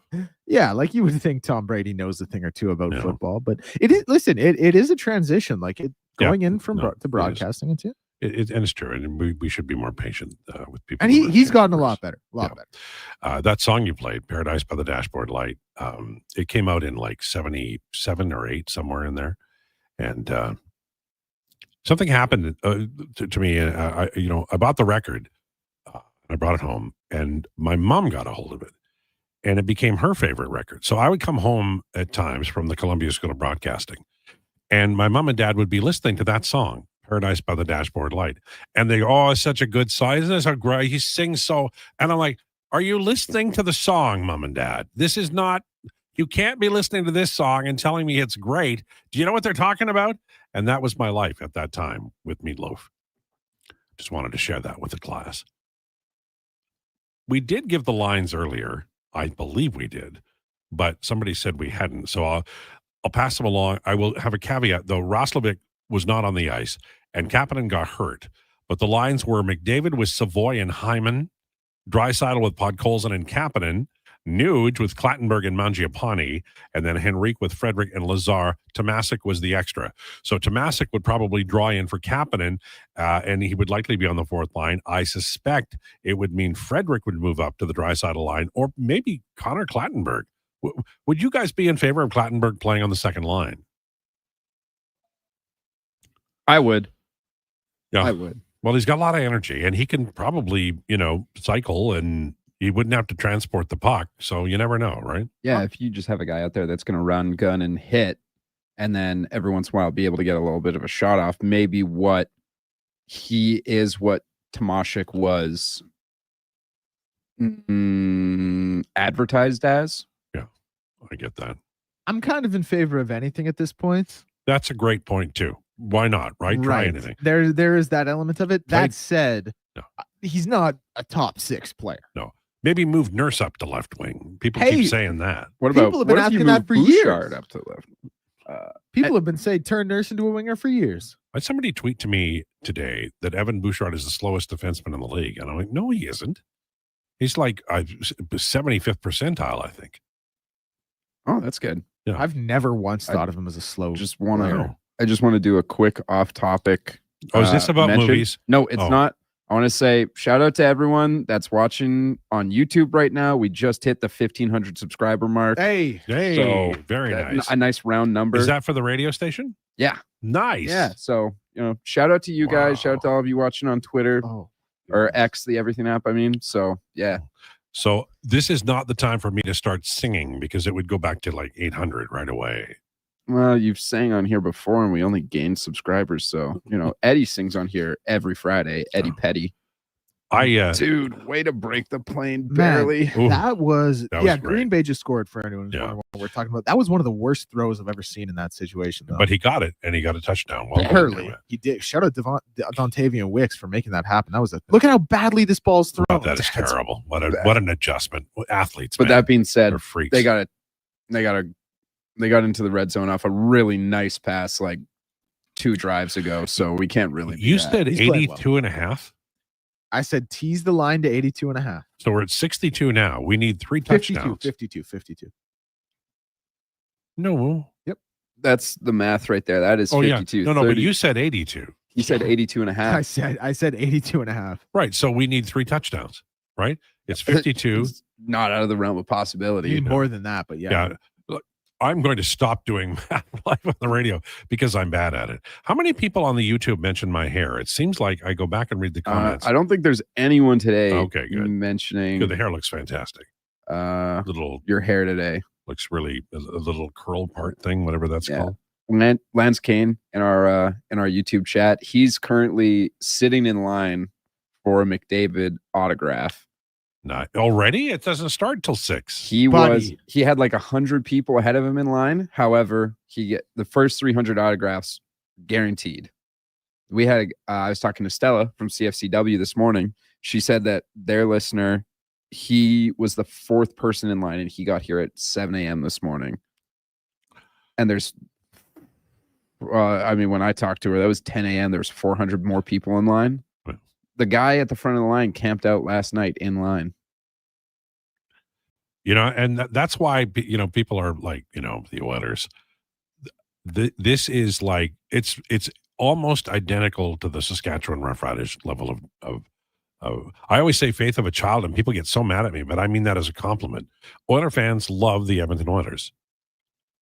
I mean, I wouldn't like if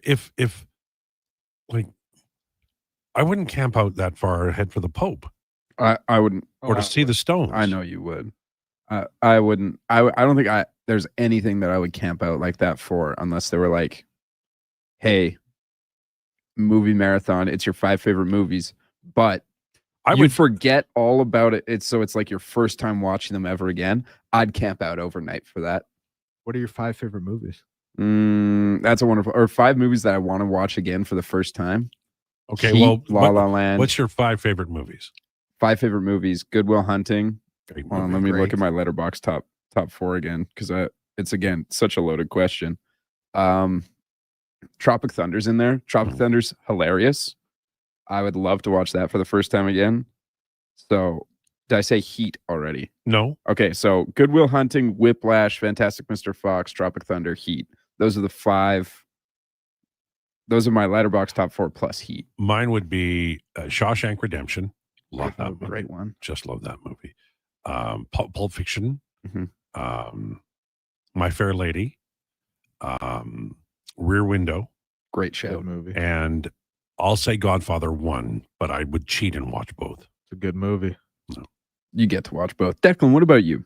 Well, hold on. Is this my top 5 favorite or the top 5 I want to watch for the first time? Let's say top 5 you want to watch. Why do you always have a qualifier? Or top 5 favorite, because that's what I did. Because I wasn't sure which one you guys did, but it is a different list. But my top 5 favorite, Stand By Me, my all-time favorite Great movie. Dazed and Confused. Great movie. One. Dial M for Murder. Great Fantastic movie. Silence of the Lambs. Oh my God. Super good. And then I think 5th, I've debated about this a lot, but I think I'd go with The Usual Suspects. That's an awesome list. That is a fantastic Your list is the best list. Hey, thanks, man. Appreciate it. I forgot Usual Suspects. I love that movie. Again, but there's so many good movies. How are you supposed to whittle it down? No, it's true. It's true. When the cup hits the floor. Oh, so good. The first time I saw that, I would go back to see that the first time, because I was like, oh my God. Like, yeah, the best trick the whole devil thing ever up. pulled was convincing the world that he didn't exist. Damn, that's a good movie. I am resentful of Declan's quality of movie list. That was outstanding. We are humbled in the presence of greatness, Josh. Yeah, we are. And I'm the one here that had a movie podcast. 5 easy pieces from Jumpin' Jack Flash. Jack Nicholson ordering lunch in a restaurant. Totally prices. I think he wanted a chicken. And the order was, she couldn't give him a chicken. She had to, like, the number 1 was something, chicken salad or something. I camped out for Pink Floyd tickets in February for 3 days. It was the first concert I ever saw in '94 at Commonwealth. Unbelievable time camping out. Unbelievable concert. 2 outdoor concerts I've seen at Commonwealth were the Stones and Genesis, and they were both all-timers. I still think the 2 times I saw Tina Turner were the best shows I've ever seen, but I was blown away by both. You know, I'll never forget. We're at 1 hour, and Colin James rocked it opening for the Stones, but we're about an hour into the Stones, and Mick has been singing his heart out, and so he takes a break, and Keith Richards comes up to the microphone and he goes, "Here's one," and they play Happy, and he sings Happy, and I'm like, what band in the history of time can say here's one like it's a throwaway and it's Happy? Never Kept a Dollar Past Sunset. Great song. I was just blown away. My friend Terry Cole got me the tickets, and I went with him, and that was an unforgettable night, one of my favorite nights of all time. So I would relive that too. I'd hang out. I would camp out for Tina Turner and the Stones and Genesis, especially if Peter Gabriel was in the band.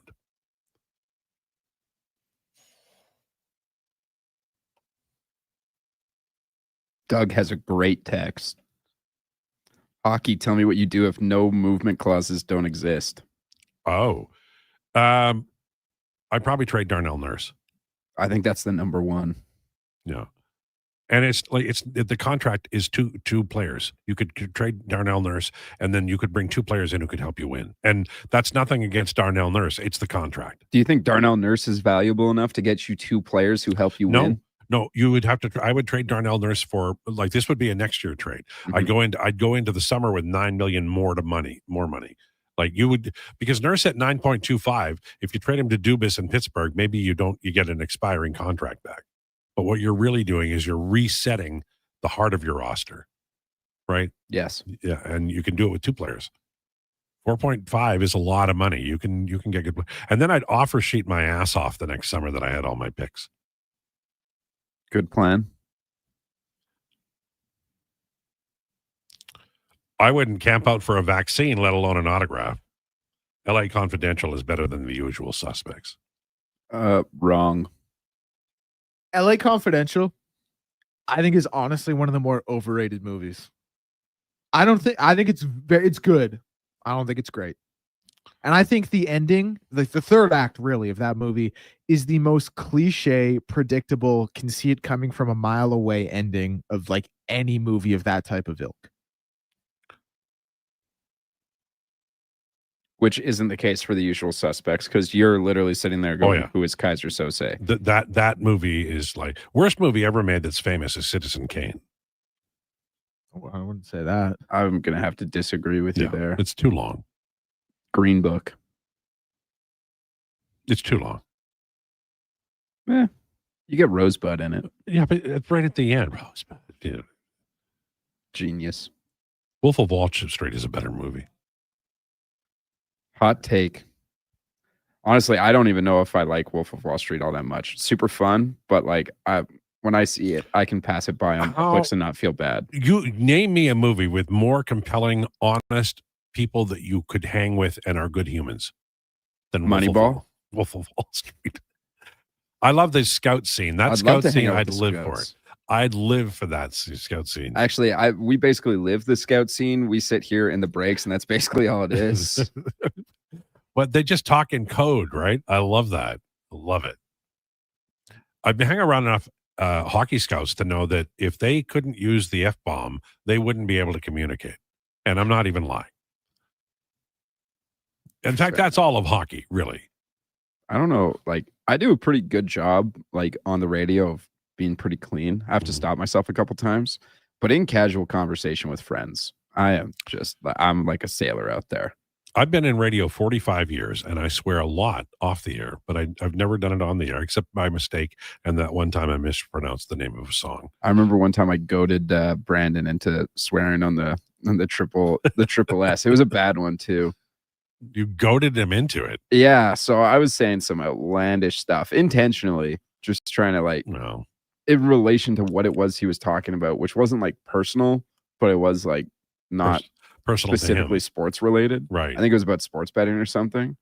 And I was like, "Oh, why don't you put some money down on that?" And he said, "Absolutely effing not." Wow. Green Bay is not tackling well, and their pursuit sucks. But the Lions are just too fast. Maybe that's it. Honestly, I can't even lie. This was a pretty hard tackle on the last play. Like, he popped Jameson good. So we're at 52. You needed to get 82.5. Yeah, I didn't actually bet that. No, but I mean, I just told it theoretically his magical line. 82.5. I think they're going to get it to like 50 here or close with at least 10 minutes left. So it's going to be tough. Here we go. I think the actual line for this one was, I don't know. It might have been 50. I think it was 52.5. So now it's like 3rd and 4. This is the only game I did not bet the over or under on. And the over is already cash, but I put my money down on the Lions. So we have to take a break. But what time do the Bengals lose tonight? 6:20. Okay. You mean win? Lowdown with Lowetide on Sports 1440 and YouTube. 60 years ago, we started selling trucks as Western GMC Buick. Today, we are Wolf GMC Buick. We're still located on the corner of 184th Street and Stony Plain Road with the same ownership for over 2 decades. Our customers have trusted our family-owned, community-driven business. And for that, we are thankful. If you're looking for a truck or SUV, pop in and one of our seasoned professionals will get you a great deal, hassle-free. Come trust our team at Wolf GMC Buick. Wolf GMC Buick. We're making it easy. Planning your next event? Let Loca Quality Market cater. From made-to-order meals to gourmet platters to full chef tasting experiences, they make entertaining effortless. Visit loca.ca to start planning today. Vinny and Don in Hockey are dedicated to skill development for all hockey players. If you know a student athlete interested in growing as a person and a player, register for a free shadow day. Beginner or experienced, this program develops a student athlete skill in a supportive environment. It's a great opportunity for prospective student athletes entering grades 3 through 12 to see what Vimy and Donnan have to offer. Visit vimyridge.epsb.ca or donnan.epsb.ca for more info and to sign up. Silent Rides is one of Alberta's premier specialty charter companies. With our luxury motor coaches, we provide our customers with the safest and most reliable ground transportation services. Our seatbelt equipped, top-of-the-line motor coaches have become the preferred carrier for many local sports teams, tours, corporate outings, and other various travel needs across Western Canada. For more information and to request a quote, contact sales at 877-748-0991 or visit silentrides.ca. Aloha Edmonton, it's back. Century Vision Care's 4th annual Maui Christmas event on Friday, December 12th from 9 to 5. Century Vision Care, Edmonton's biggest Maui gym retailer, is bringing the island spirit to your holiday shopping. Enjoy in-house savings on all prescription and non-prescription Maui gyms, plus giveaways, prizes, snacks, and beverages all day. Same-day eye exam appointments are available, and they direct bill most insurance plans, but spots are filling fast. Get ahead on your Christmas list and treat yourself to a new pair of Maui gyms. Visit Century Vision Care on Instagram. Across rural Alberta, volunteers and community groups work hard to make life better for their neighbors, creating new playgrounds, better rinks, and gathering places that bring us together. Vision Credit Union is proud to lend these local heroes a helping hand. Apply today for a Helping Hand grant up to $10,000 to support your community's next big idea. Let's make great things happen together. Applications are open until January 31st, 2026. Learn more at whatsyourshare.ca. I'm Gene Principe, bringing season's heatings from Legacy Heating and Cooling. For Yuletide comfort, you'll love this Christmas. You should. Call Legacy. Call Legacy. There's no better way to fix your furnace. You just... Call Legacy. They're professional, never rude, doll. You should call Legacy. Call Legacy. Plus, no interest and no Principe payments for 1 year when you buy with Legacy Heating and Cooling.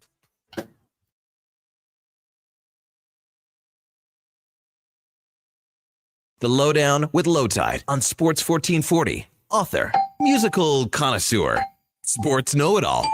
Yes, a man for all seasons. Presented by Wolf GMC Buick. We're making it easy. WolfGMCBuick.com.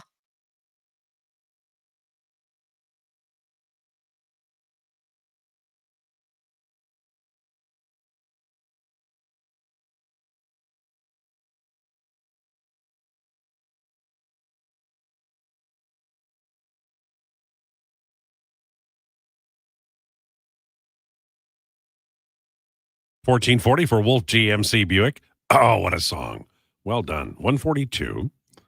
It's time for Declinations, brought to you by Elks Nation, a 2-weekly podcast with Eddie Steele and Declan Krueger, breaking down the green and gold, the most in-depth Double E football coverage on planet Earth, on YouTube and anywhere you get your podcast. And with that, we turn it over to the man, the myth, the legend, the fellow who knows everything about football, even if it's played in a school near you after school. He will definitely know about it. He knows the NFL, CFL, NC2A. Ladies and gentlemen, Declan Krueger. Wow.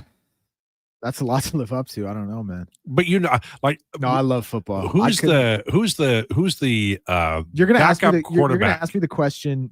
You're gonna ask me a question I don't know the answer to. Who's the backup quarterback at Ohio State? Oh man, see, that's actually a really easy one, and I forget his name. It is, but you know who it is. Well, clearly not. But you know what? Listen, Julian Sayan's playing so well as the starter. I don't have to know the backup. There you go. Let me actually look this up if you guys, because this is going to bother me. This isn't. I know you guys don't actually care, but it's going to bother me. Well, I have succeeded because I did something that irritated you, and that's all I care about. Just give me 1 second here.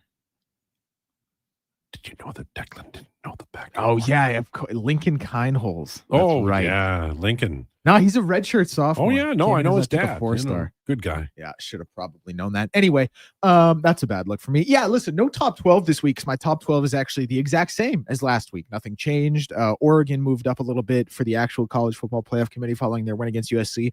I already had them very high, so I just wanted to take a chance to talk about some storylines because this is rivalry week. This is what it's about, and it gets going tomorrow with some incredible games. The Egg Bowl, Ole Miss and Miss State at 10 a.m. Now, what's really intriguing about this game is Lane Kiffin is currently Ole Miss's coach. He has them the 7th-ranked team in the country. They're 10-1. They are going to be a college football playoff team.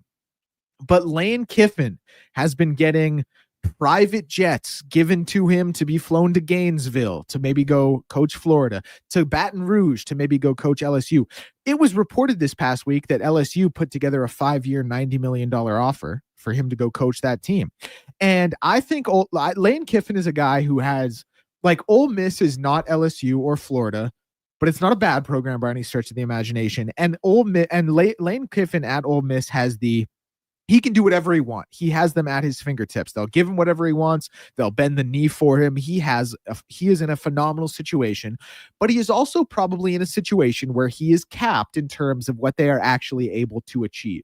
Like making the playoffs this year is probably going to be their ceiling. You guys have heard me talk about Ole Miss throughout, these segments throughout the year. Like they're good. They're just not as good as the teams above them. They're just capped out, whether it be NIL resources, whether it be recruits, whether it be their 100-mile radius from campus they can recruit from, whatever it may be. Like they are just hindered a little bit. So Lane Kiffin is now getting recruited to go coach at LSU or Florida, and I think he's going to do it. And this is a really, really huge story in the college football world. Like, where's Lane Kiffin going to go? This is kind of like college football's equivalent of like when Shohei was in free agency. Okay. Lane Kiffin as a coach, he's not what Shohei is as a player. Like he's never won a natty. He's never even been to the playoffs, but it's just that kind of level of storyline, like how they're like people are tracking jets he's taken and jets his family is taken and stuff. That is Shohei. Yeah. It's crazy. And Great what's interesting about this, you dumbass. What's interesting about this is if Lane Kiffin does leave Ole Miss after this game, like what does the playoff committee do?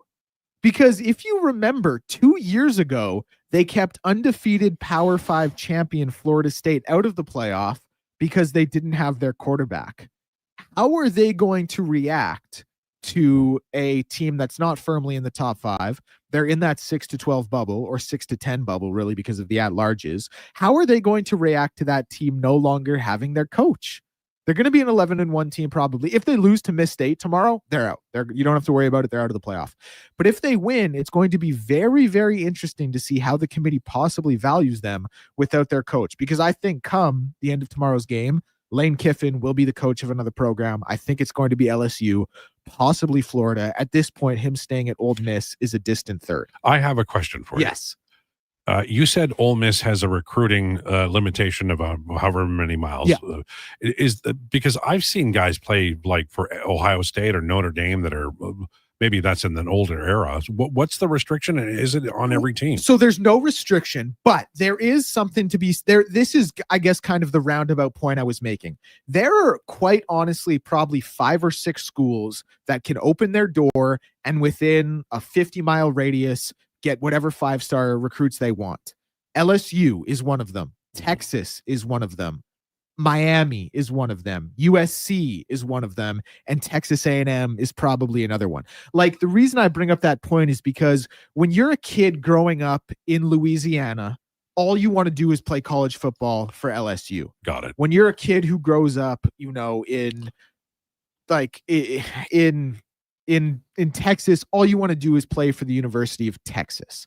Like, it's obviously so much different now, but there's so much talent in those concentrated areas for the schools I mentioned that they should be able to just open their doors and say, hey, come play for us. We know you've wanted to your whole life. You are the talent and we are the school and we can put that together. Yeah.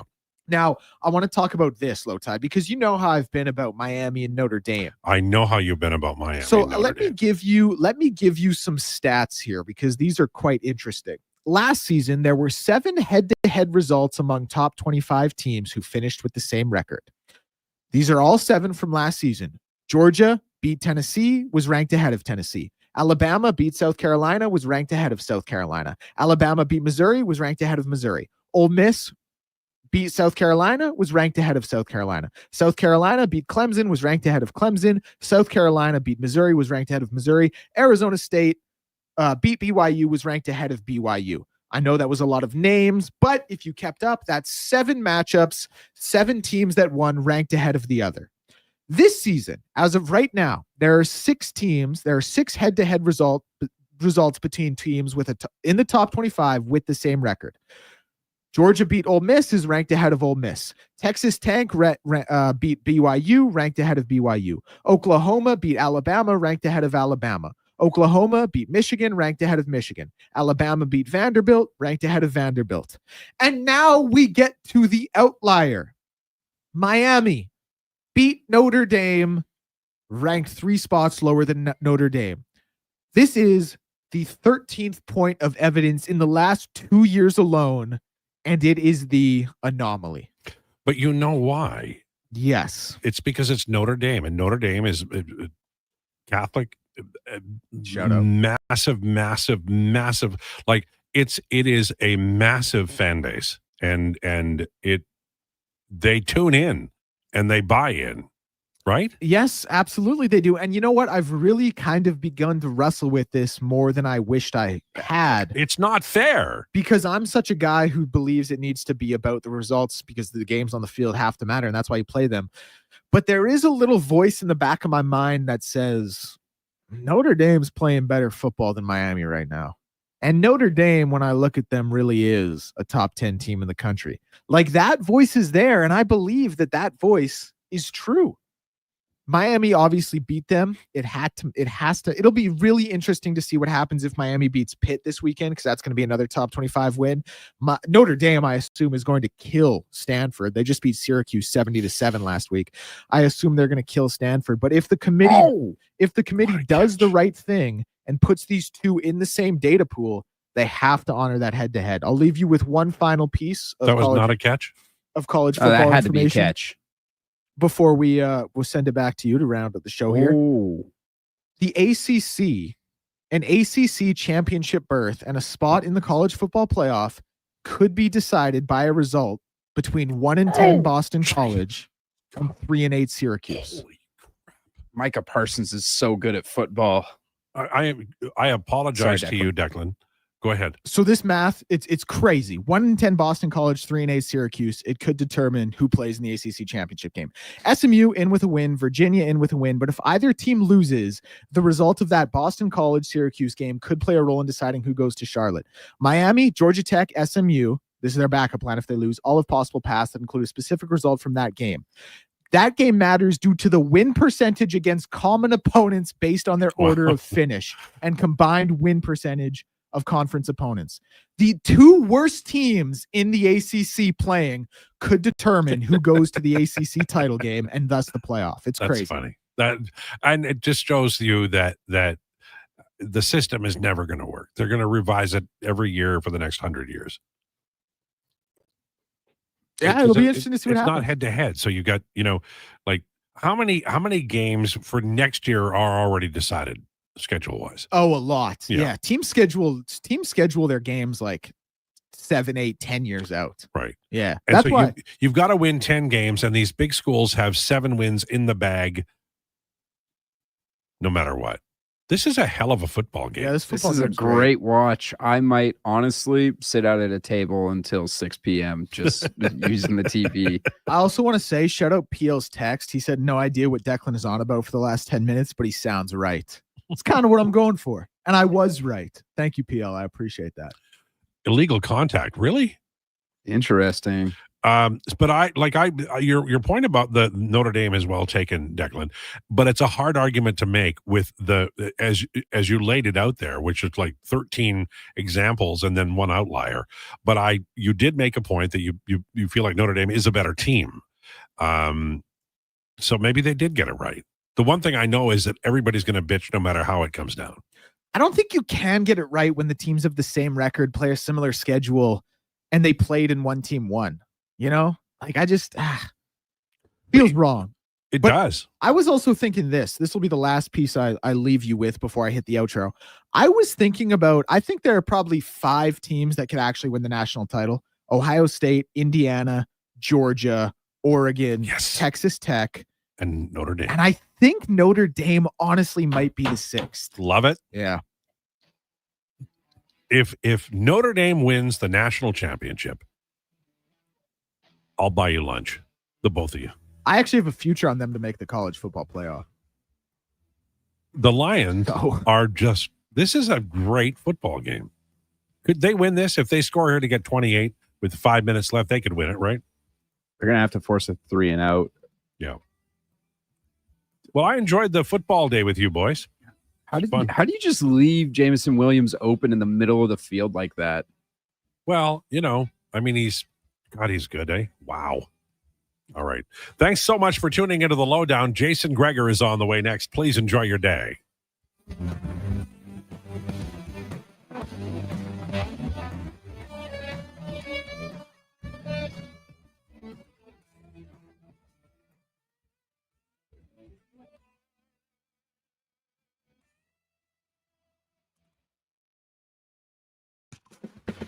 This is a Sports 1440 update. Brought to you by Loca Quality Market. Your fridge just got an upgrade. Over 200 chef-prepared gourmet meals waiting at Loca Quality Market. Shop local at loca.ca. Unfortunate Edmonton Oilers news as Kasperi Kapanen appeared to hurt himself during the day's skate. Oilers next playing on Saturday at 2 versus the Kraken. In the NFL Thanksgiving Day slate, it's currently 31-21 for the Green Bay Packers over the Detroit Lions. 5 minutes left in the fourth. Detroit with the ball on their own 26. Games coming up after that, we'll see the Chiefs and Cowboys at 2:30 and the Bengals and Ravens at 6:20. College football action tonight, a marquee American matchup between Navy and Memphis. 5:30 kickoff for that one. TCU currently trailing Florida 31-29. In college basketball action, one final from earlier saw Vandy over VCU 89-74. Other news from the sporting world, Indianapolis Colts quarterback Daniel Jones dealing with a fibula injury, but does insist he'll play versus the Texans. Two-time major champion golfer Fuzzy Zoller has sadly passed away at age 74, and Steph Curry is expected to miss a week with a quad contusion for the NBA's Golden State Warriors. Up next, it is the Jason Krueger Show with Connor Halley. I'm Declan Krueger. This has been a Sports 1440 Update.